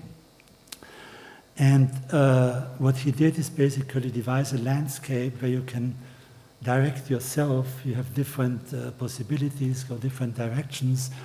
And it sounds like, it looks a little bit kitsch, but what you discover that afterwards, if you look at the paintings, at the panels, the cartoons as they are called technically, you discover things that you have never noticed before. Yeah, and it was a lot of fun, and we had from the kids, 4 or 5-year-old kids, till people aged 90, 95, even 100, and everybody enjoyed it enormous with the VR goggles. Yeah, it was terrific. So I mean, it tells you a lot about kitsch. But my topic is a little bit different, so I'm not talking about the dual monarchy, I'm talking about the dual modernity we live in. Why dual modernity? Because on the one hand, we live in digital modernity. The big AI revolution is coming up. We're not there yet. There's a lot that will happen in the next couple of years. But it's a lot of other digital phenomena dictating our lives. And the other modernity is what I call climate modernity. We are all aware of climate change, what's going to happen, how urgent it is that we have this big transformation. The interesting thing is that we don't put these 2 modernities together.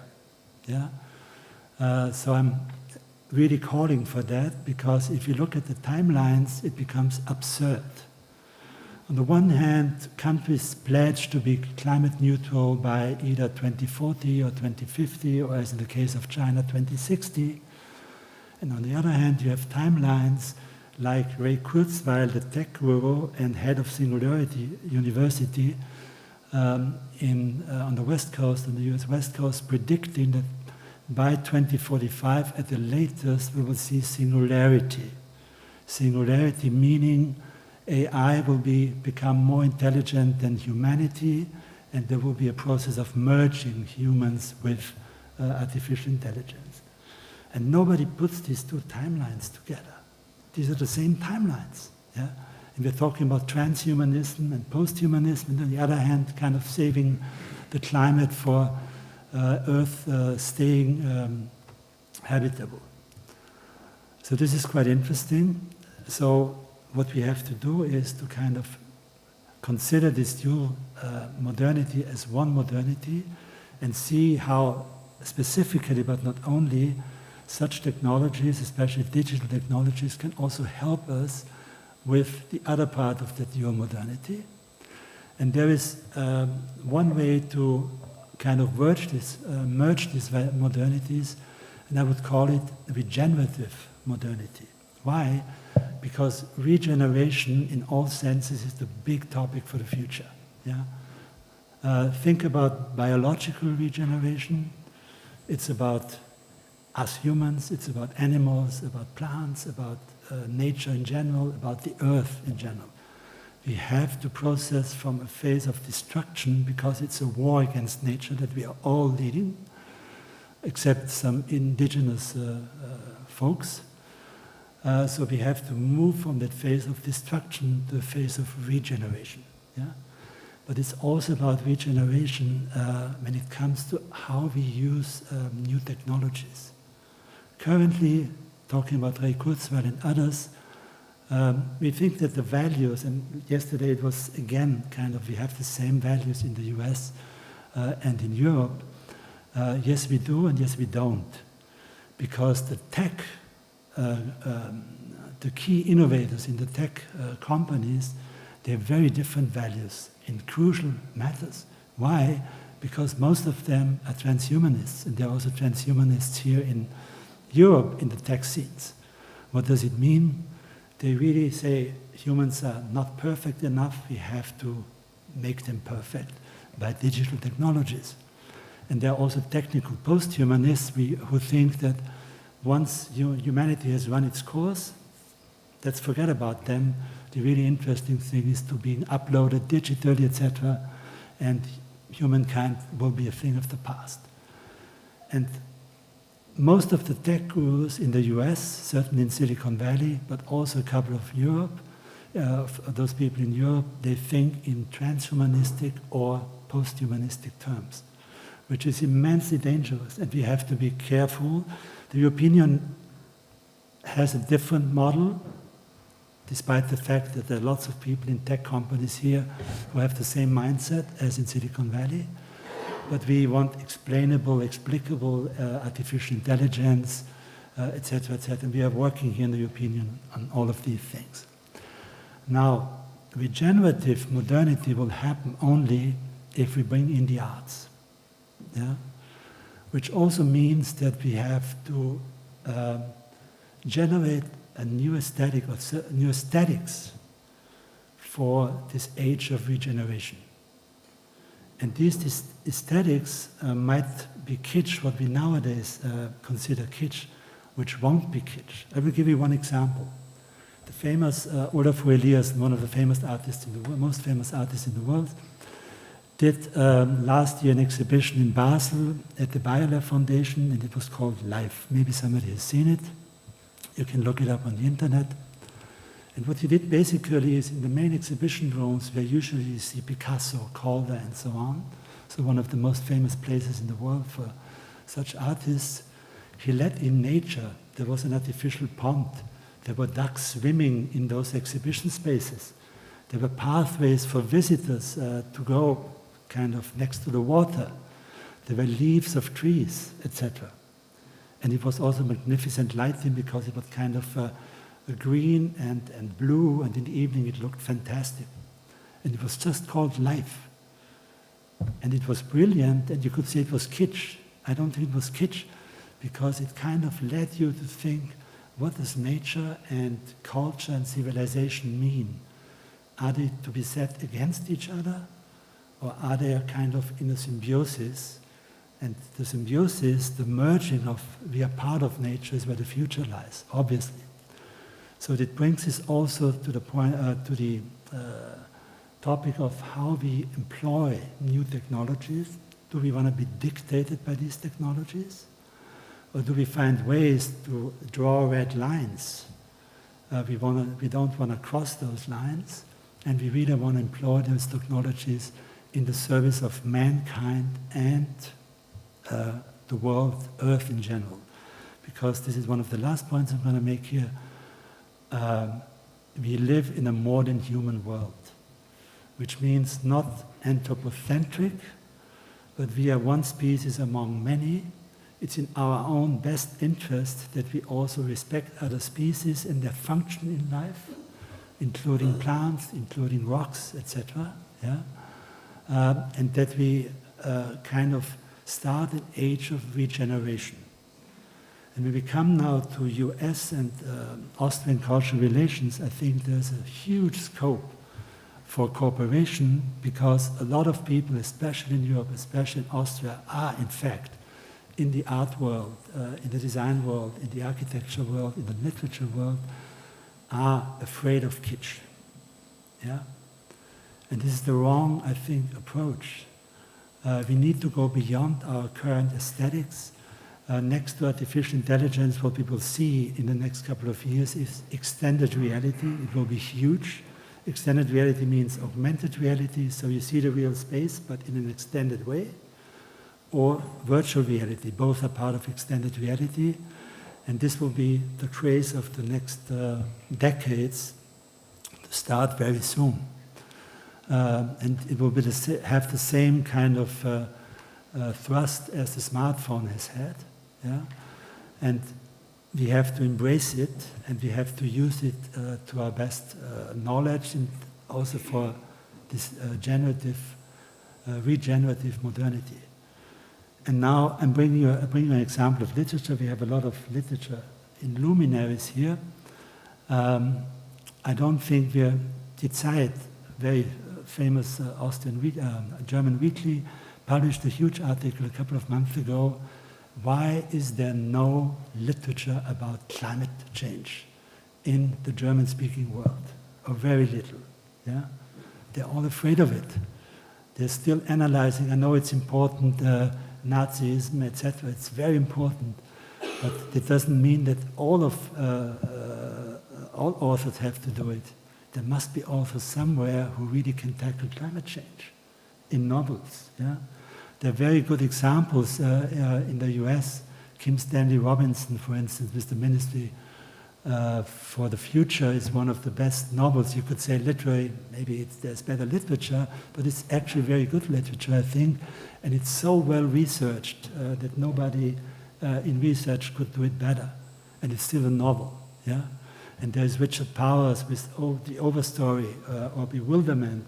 And we need way more of this.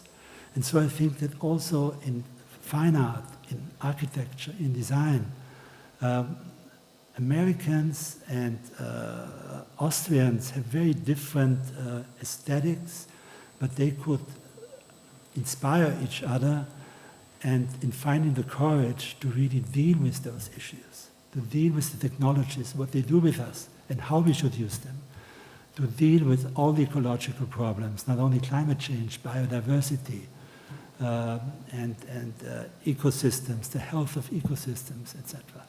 What we can learn from indigenous people, yeah? And so on and so forth. So I just wanted to raise the flag here and say we need the arts for regeneration. We need this regenerative modernity. We need the radical imagination that only the arts can provide. We need also the potential of the arts to translate scientific and research findings into things that people can not only understand, but artworks that reach the hearts of people, because only then regenerative modernity will fly. And we need that very soon, because we live in a make or break decade. the decisions we take this decade are key for the rest of humanity. Yeah? And so we have to work very hard on it. And I think that especially Austria and the US, there's excellent possibilities here to work together in the arts, to have the right program, and to bring artists, but also researchers, scientists together and have them inspire each other in order to find the courage to become part of regenerative modernity. Thank you.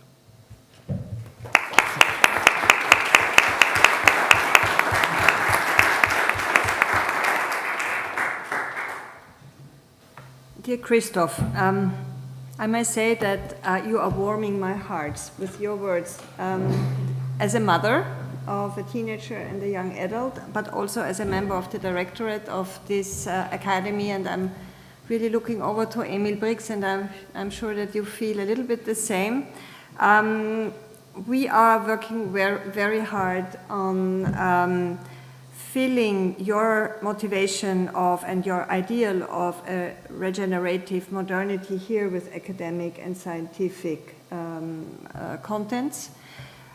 We have done that for more than 10 years already in a master program on environmental technology and international affairs, a small group of highly motivated students from all over the world who wish to push forward sustainability questions and become experts for the future we are all wishing for. As of next year, we will also offer a new master program, a 2-year master program on digital international affairs, very much in the same context. And it was only recently that the Austrian government and the Austrian parliament have entrusted the DA with an important topic, embedded, enshrined in a short word, culture. And we see the development of this new academic field exactly as you do. We wish to steer our students, but also our public in the conferences towards a culture in society, in academia, politics, towards a sustainable future. So thank you very much for this inspiration you have given us. Sorry for being a bit long, but I have to advertise also the quality of our brilliant young students from more than 50 countries in the world. Can I advertise briefly something? Yes. Because I didn't talk about circularity, which is key to regeneration. And everybody who's interested, I initiated a project tomorrow at the Museumsquartier from 10 to 6. It's called Circular Culture Fest, a celebration. And you can learn there very easy, in a kind of easy way, what the 10 R's of circularity actually mean. So if you have time, please come tomorrow to the Museumsquartier between 10 and 6. Thank you for this information. And I would like to lead over to Thomas Wallerberg. At the very end of this table, a PhD candidate of Rutgers University, Department of German. Thomas Wilderberg is also a junior fellow at the International Research Center for Cultural Studies at the Internationales Forschungszentrum Kulturwissenschaften in Wien.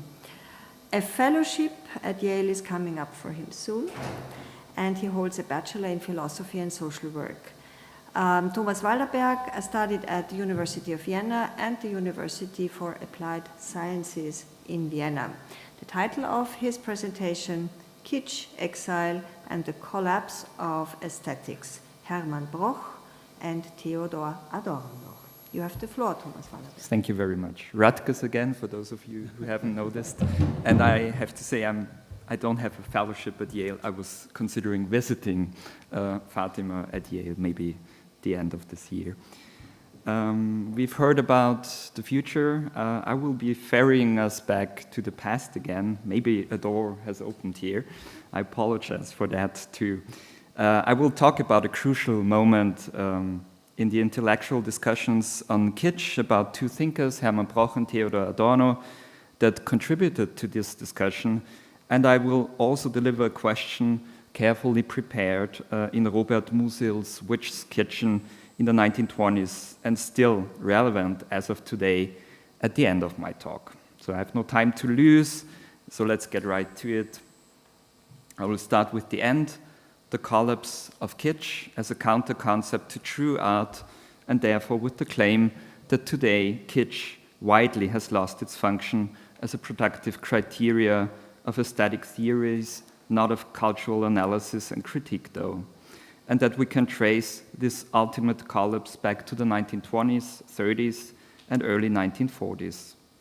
It is here that German and Austrian thinkers finally let go of their traditional obsession with the object as it is measured and perceived by an abstract eye and open up to a systematic thinking of the phenomenon of artistic production on an industrial scale and in an age of decay, as Hermann Broch puts it in an essay from 1933 that predominantly grapples with the concept of kitsch.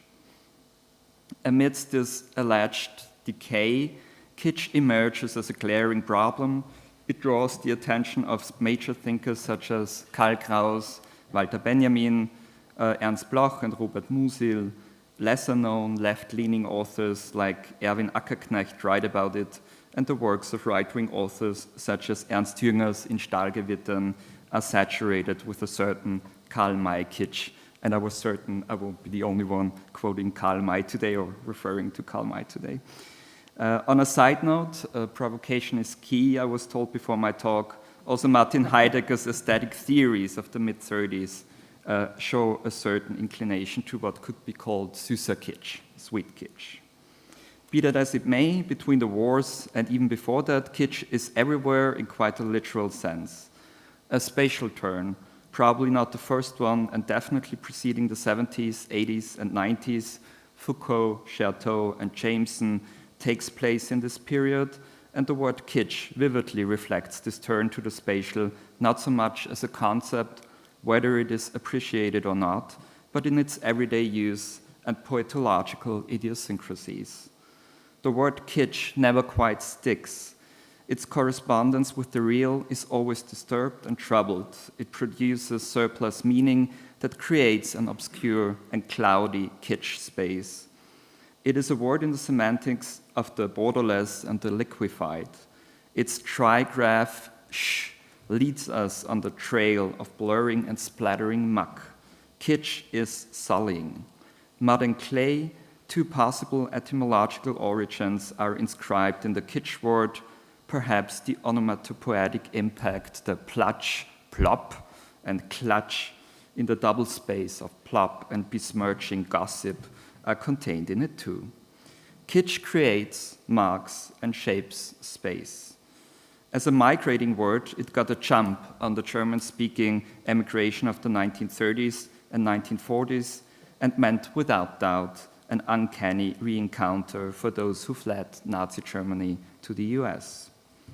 Still, in 1933, and a few years before his own forced migration, Hermann Broch positions kitsch as radical evil in what he calls the value system of art. In kitsch, he sees, quote, unquote, the mask of the Antichrist. And I, by the way, keep talking about space while my own pressing issue is time, because I don't have a lot of it. But let me just add that the figure of the Antichrist is a reoccurring theme in this period. We find it in literature and theory alike, in Joseph Roth's critical account of Höllewut, a neologism and pun on Hollywood, and Walter Benjamin's thesis on the philosophy of history. The term gives us a sense of how dramatized this period was, and in the case of Roth, how closely political and aesthetic issues were intertwined. This intertwining also becomes central to Broch. In his essay on kitsch, the quality sign for good art is that it is good, in a moral sense as well. He opposes aestheticism that tries to produce beauty devoid of an ethical stance, while he also rejects what he calls Tendenzkunst, politicized art. Broch's theory on the value system of arts shows a resemblance to the equally Platonic conception of values by the German philosopher Nikolai Hartmann, a connection that would be worth exploring. At the same time, Broch leaves metaphysical speculations a la Hartmann behind and champions scientific thinking, a scientific worldview. He does so in his essayistic and artistic production alike, in his 1933 novel, Die unbekannte Größe, The Unknown Quantity, should be mentioned, and in a manner that seems to hover between conservative reserve and radical thinking of the new. Long before Luhmann, and after my pretentious claim about a spatial turn in the 1930s, I hope I'm not inflicting even more pain on the sociologists among you. So long before Luhmann, Broch's A Sketch can be seen as an early example of a systems theory. He shares this approach with other Austrian intellectuals of his time, perhaps the most influential one being Hans Kelsen. What is key in those approaches is that they are invested in the present, they attempt to bring order to what is perceived as chaotic and anarchic, and that they are all driven by the hope that living together could be rationally organized. The elephant in the room of really any theory of value is, of course, Karl Marx.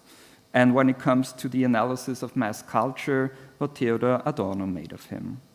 In the second part of his Minima Moralia, written in exile in the US, Adorno states that kitsch is, quote, shamelessly reveling in the joy of imitation, as does Hermann Broch, who attacks kitsch as a system of imitation of genuine art, which he nevertheless does not, maybe cannot, succeed in defining. But while Adorno collapses kitsch and art in one system, that of the commodity and its production, Broch insists on the gesture of delineation. To him, true art is authentic, is driven by extra-systematic art goals, even Platonic art ideals, and is positioned against the mere givenness and presentness of kitsch. Here, imitation, there, original actions towards the new, finitude against infinity, death and kitsch against eternity and art. On the other hand, if it only were for his definition of kitsch as radical evil within the art system, both takes on the topic would not be as far apart from each other. For Adorno, kitsch draws anger and criticism because it, quote, blurts out the secret of art and the affinity of culture to savagery. The word blurt in German is ausplaudern, and it is this gossiping, this klatschen of kitsch about the true origins of every work of art that Adorno is interested in. Similarly, Hermann Broch argues that art always needs a drop of kitsch, ein Tropfen Kitsch, and a drop of effect, and his allusions to performative arts, namely the opera, perhaps even prepare what Susan Sontag writes 2 decades later about camp, a term we did not have the time to talk about in depth.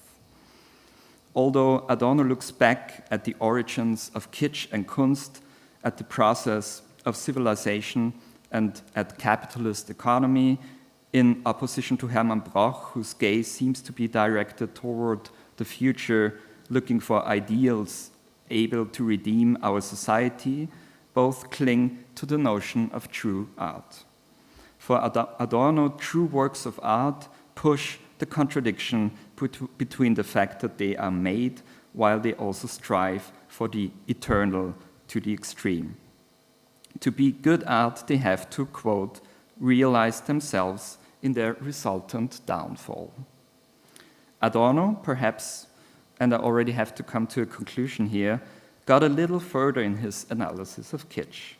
However, both thinkers had a keen sensorium of kitsch, literally filling up space from the notorious Gartenzwerg, we already have seen it, to a bad catchy jingle, and music was Broch's prime example for kitsch.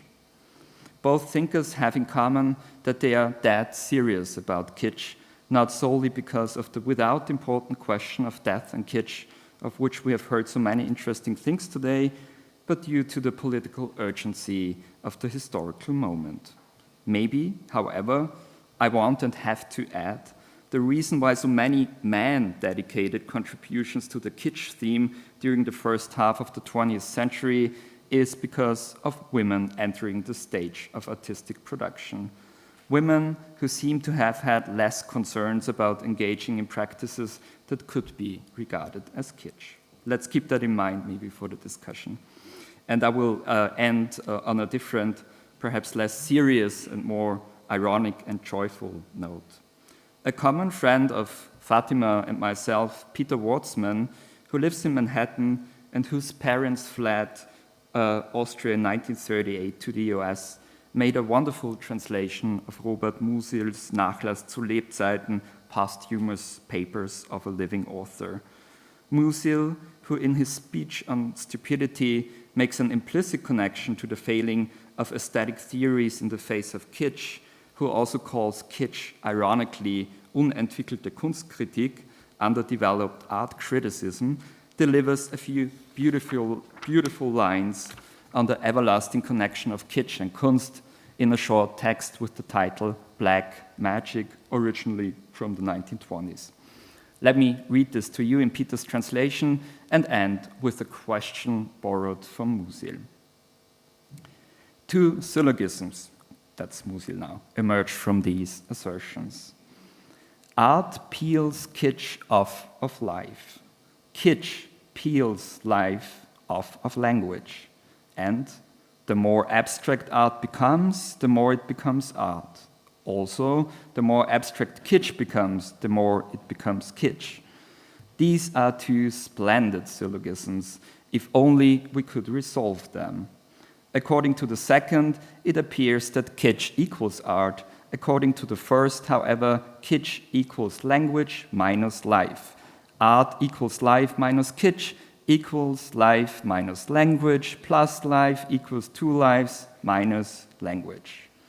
But according to the second, life equals 3 times kitsch, and therefore art equals 6 times kitsch minus language. So, what is art? Thank you.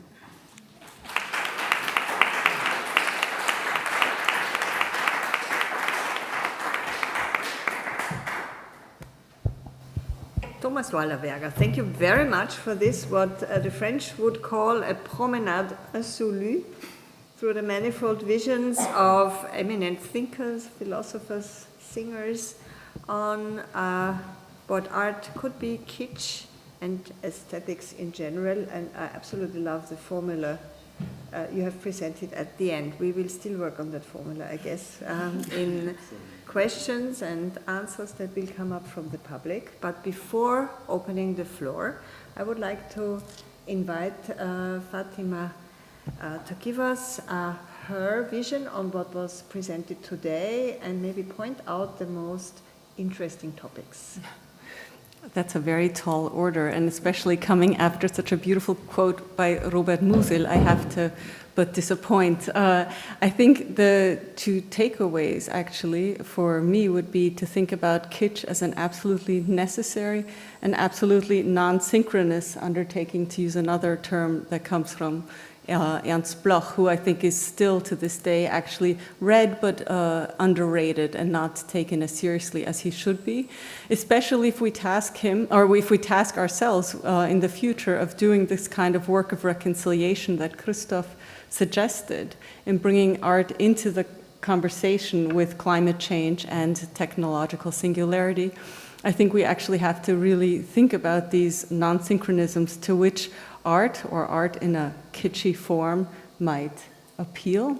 And I think the other takeaway would be, for me, the importance of gender in thinking about kitschy art.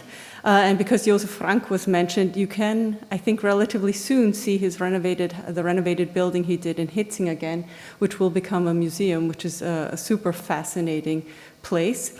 It's true that Josef Frank has not received, until recently, the attention that he deserves. And I think this does have to do with the fact that he, like the women of the Wiener Werkstätte, belong to the realm of the interior and the domestic and the small.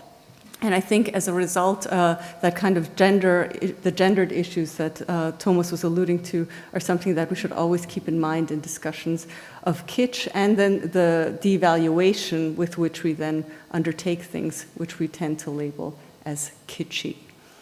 That would be it from me. Oh, sorry, just as a minor PS. I mean, thinking also about the aesthetic categories that we use and the aesthetic judgments we make and their importance, I would point to the work of one of Adrian Daub's colleagues at Stanford, actually, Tizian Engai, who's thought about aesthetic judgments that we make based on criteria like cute or zany or interesting, and what these might mean. And kitsch, I think, falls into that same category. So much to think about still. Yes, of course. Just one point that I think is very important in this context: dystopian versus visionary. Yeah, I don't use the word utopian because that's always ideological in a sense. But of course, the arts have a much easier game when it comes to dystopia. Think about films, Hollywood films, and others, literature, even etc. Dystopia is quite easy when compared with constructive scenarios, regenerative scenarios, which should be visionary scenarios at the same time. So imagine a fully functioning city in like Vienna in 2040 without the cars we know nowadays, lots of greens, etc. It may appear boring to many people, so the task is really of making this interesting, yeah? And you come very close to kitsch with such scenarios, but that's what we have to work on. We have to show the quality, we have to raise people's imagination of what could be if we do it well, yeah? And this is the big, big challenge for the arts in all different disciplines, how to make that interesting. I can't give you the solution, I just raised the problem, yeah? But we have had enough dystopias, now we have to work on the visionary. Thank you.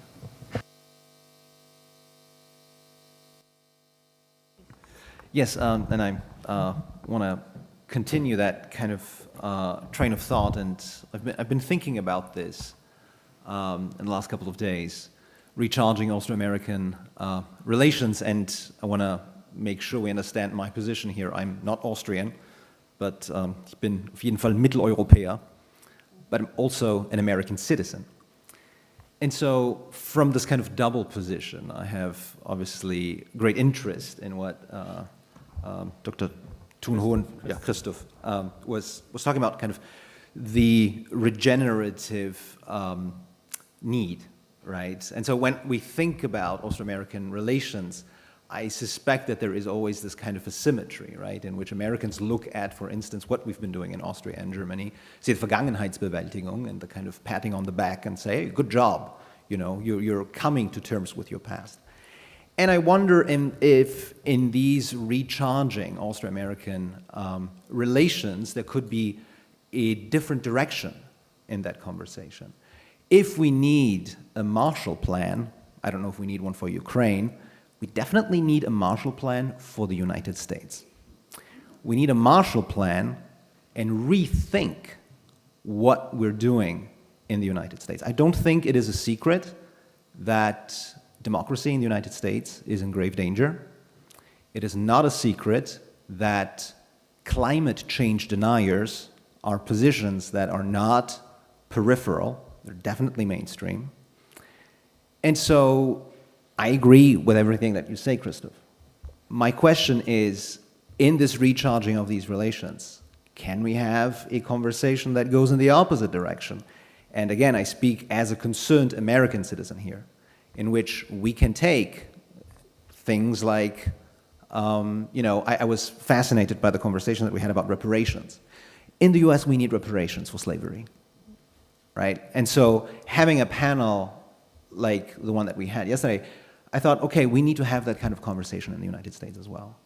So, so yes, yay for recharging Austro-American relations, and I hope that, again, this kind of conversation goes both ways. And again, I guess my question would be, is there an avenue? Is there a conversation? Quick answer, if I may.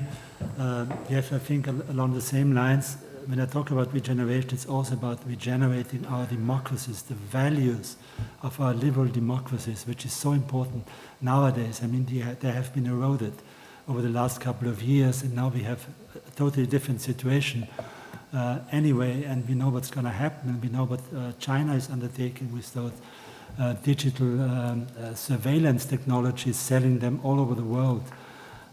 So it's really also a moment, as far as liberal democracies are concerned, we have to regenerate, and that's very important. And another thought in this context, I think we have seen that it doesn't work that we say, oh, we have to take our Western liberal democratic system and try to plant it in other places that don't want it. We could try that, but what is equally important, I think, is to instill in people everywhere a sense of individual sovereignty. So when I'm going to do a talk at the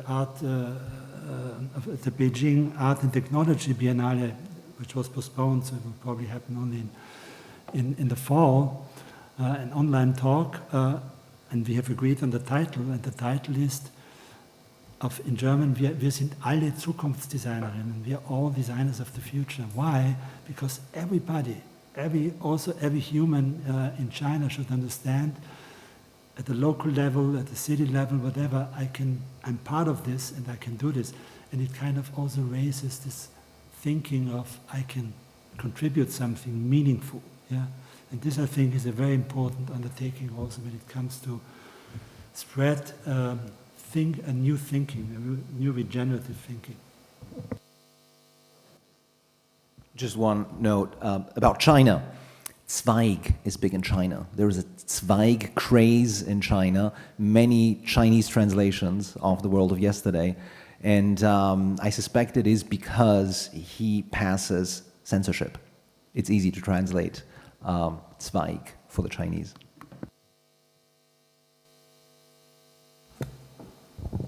We have a few minutes, precious minutes left, and I think our public will be coming up with questions.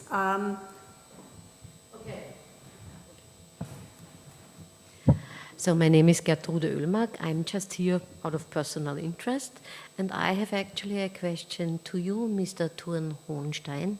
You said that the people in Silicon Valley, as far as I understood you, want to basically abolish these totally imperfect humans and create what?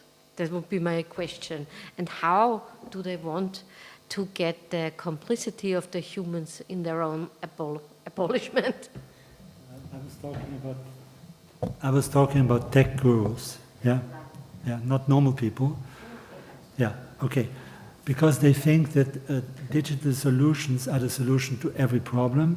Name a problem and we have a solution, yeah. But it goes further that there is, I mean, it has to do with. It's a very long discussion. I really have to give you the gist of it. Basically, the philosophical idea of the human among tech gurus is that the human is only also a set of algorithms. Yeah, to a certain extent, it is. Yeah.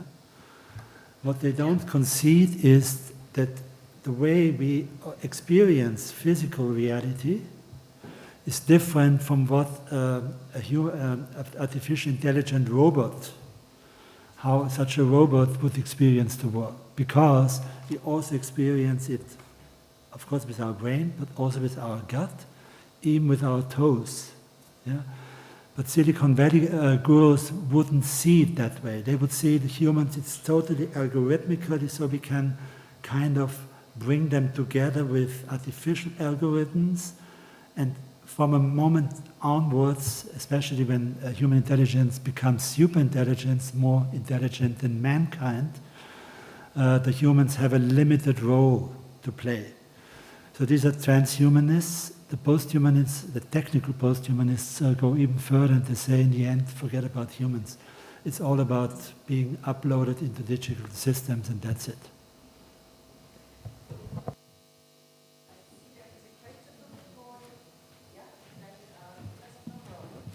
Hi, I'm Tom Rowe from the Diplomatic Academy.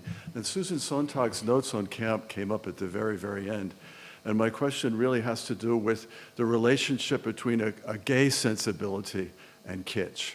Because my argument would be that when the queer eye looks at kitsch, it sees something very, very different from heavy-duty Central European intellectuals. In other words, it's not so much kitsch and death, it's kitsch and fun, it's kitsch and identity. And when one looks at all of these images, the queer eye sees them in a very, very different way. And I would also, there's many things one could say. If you think about Visconti's movies, and you go all the way up to the third one on Ludwig, and we end up with Romy Schneider. T.J. Wilcox pushes all of the buttons here with Jackie O and everything. So it seems to me this is something we haven't talked about yet. Is there a different way of thinking about kitsch which is related to a queer sensibility, so to speak? I definitely think there is a different way of looking at it, but it was precisely that. And Friedlander doesn't make that specific, the gendered argument, right? But it's the subtext for his negative appraisal, so that when you then have Susan Sontag looking at these things, they come out a little bit differently, right? But also as dangerous, right? She doesn't see it as something that's harmless, but she sees it, but she does see it as a revaluation of a past failure in this new context. But it's a slippery slope, right? So what for somebody is an interesting, like in Visconti's The Damned, right? The famous essay sequence, which is not subtitled, where these men are cavorting and where it's all about the homosexuality involved in the essay, and then the slaughter of these innocents at the end of that sequence, right? I mean, this is something that becomes readable in two ways, right? As incredibly brave in 1972 when the film was made, but then also as problematic in terms of the kinds of gender politics that it was insinuating into National Socialism, right? So I would say, there's certainly that's also that frisson, which Friedlander cannot describe in gender terms, but we would use like gender theory or affect theory to become a little bit more specific about that.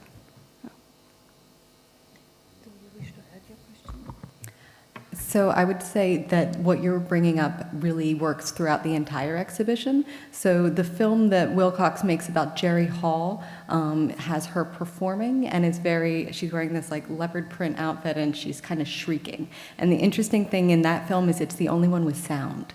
And because it's on this continuous loop, like occasionally the sound like bursts through while you're in another gallery looking at the Jackie images. And so while you're watching her being exposed and stabbed, you're also hearing Jerry like performing and taking like a joy in being a public figure. And so I think that those layers and the way that they exist simultaneously is 100% what Wilcox is aiming for.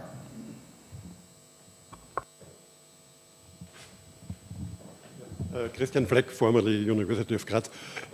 I would like to raise a question with regarding to the Austrian-American cultural politics in the 40s and 50s, where kitsch didn't play a role, but a similar term appeared in the Austrian debates. In the 40s and 50s, the Austrian parliament discussed over years a law against Schmutz and Schund. It's not easy to translate it, but you will understand what they mean. It was directed against comic strips, jeans, and all these things coming over from the US. And the funny aspect is, the one proponent for this law was Ernst Fischer, a member of the parliament for the Communist Party, but he got some support by the conservatives who were also against this Schmutz and Schund from America. Could someone relate it to the kitsch topic? I'm not sure. It's probably another fighting term in cultural affairs. Actually, I did briefly mention that the law was passed in 1927 in Germany, and I believe it stayed on the books actually after the end of the war. And I'm assuming that the situation was very similar here. I mean, it was what the National Socialists could get on the bandwagon, and then Ernst Bloch felt the need when he was writing in 1935 to take the side of the people who consume kitsch as somehow resistant to the National Socialists with their quest for a kind of cleanness and moral purity. And I think the same thing then comes into play in post-war Austria. And then what you have is overlaid onto that this kind of anti-American discourse, right? That it can be used in a way to talk about everything that is imported now and not natural or native to what actually belongs here.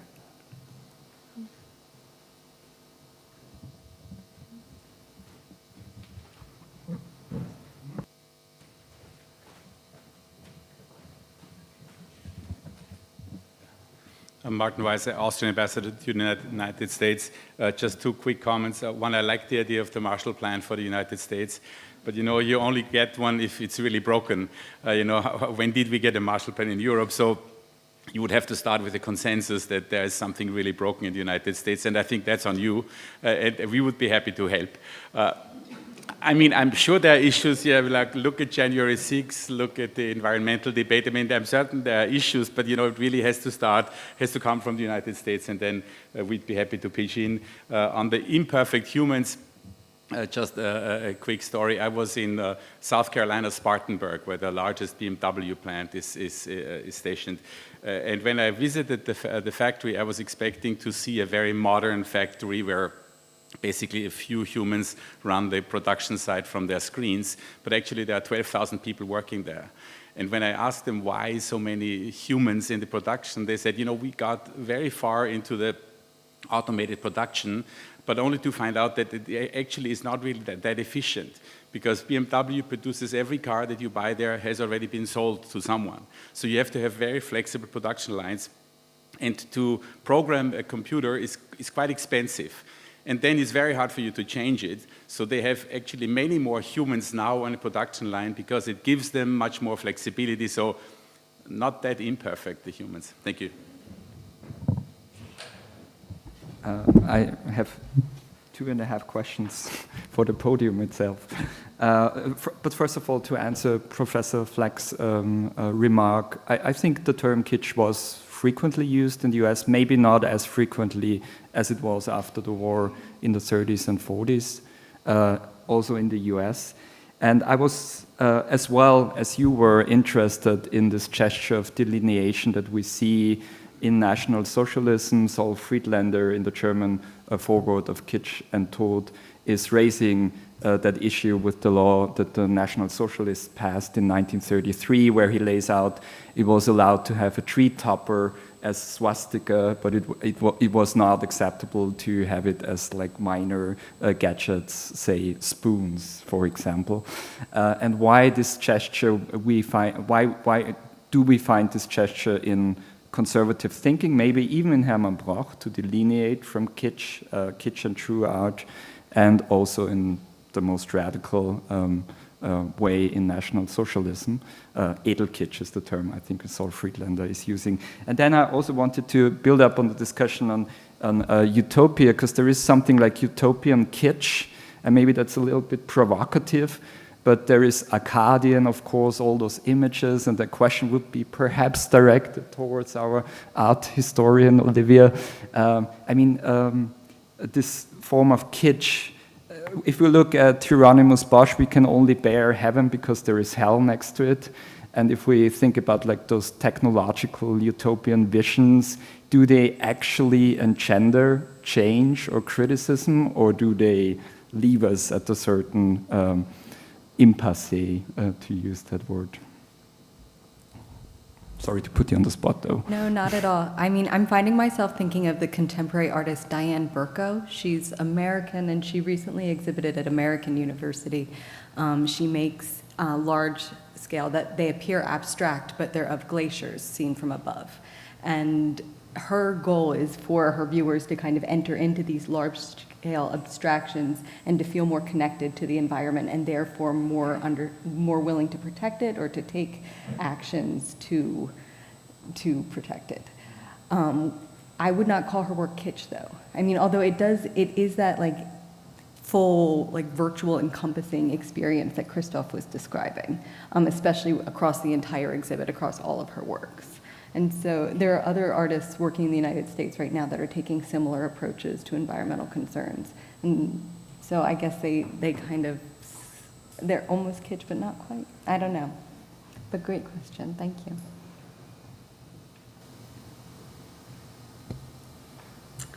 Dear panelists, dear public, I think our panel is slowly coming to an end. Hieronymus Bosch was mentioned. For all those who haven't had their fill of kitsch and art today, get on a train or a boat. There is a splendid Hieronymus Bosch exhibition going on in Budapest right now. It's fantastic, it's grueling, highly imaginative, highly recommendable from my point of view. I would conclude with an observation from the French painter Henri Matisse, who said that creativity takes courage. And I think this is true for many areas. It takes courage to create art. It also takes courage to create kitsch. And it takes courage to create our future. So thank you very much, dear fellow guests here on our panel, for all your inputs. And I invite the public to thank them with a big round of applause.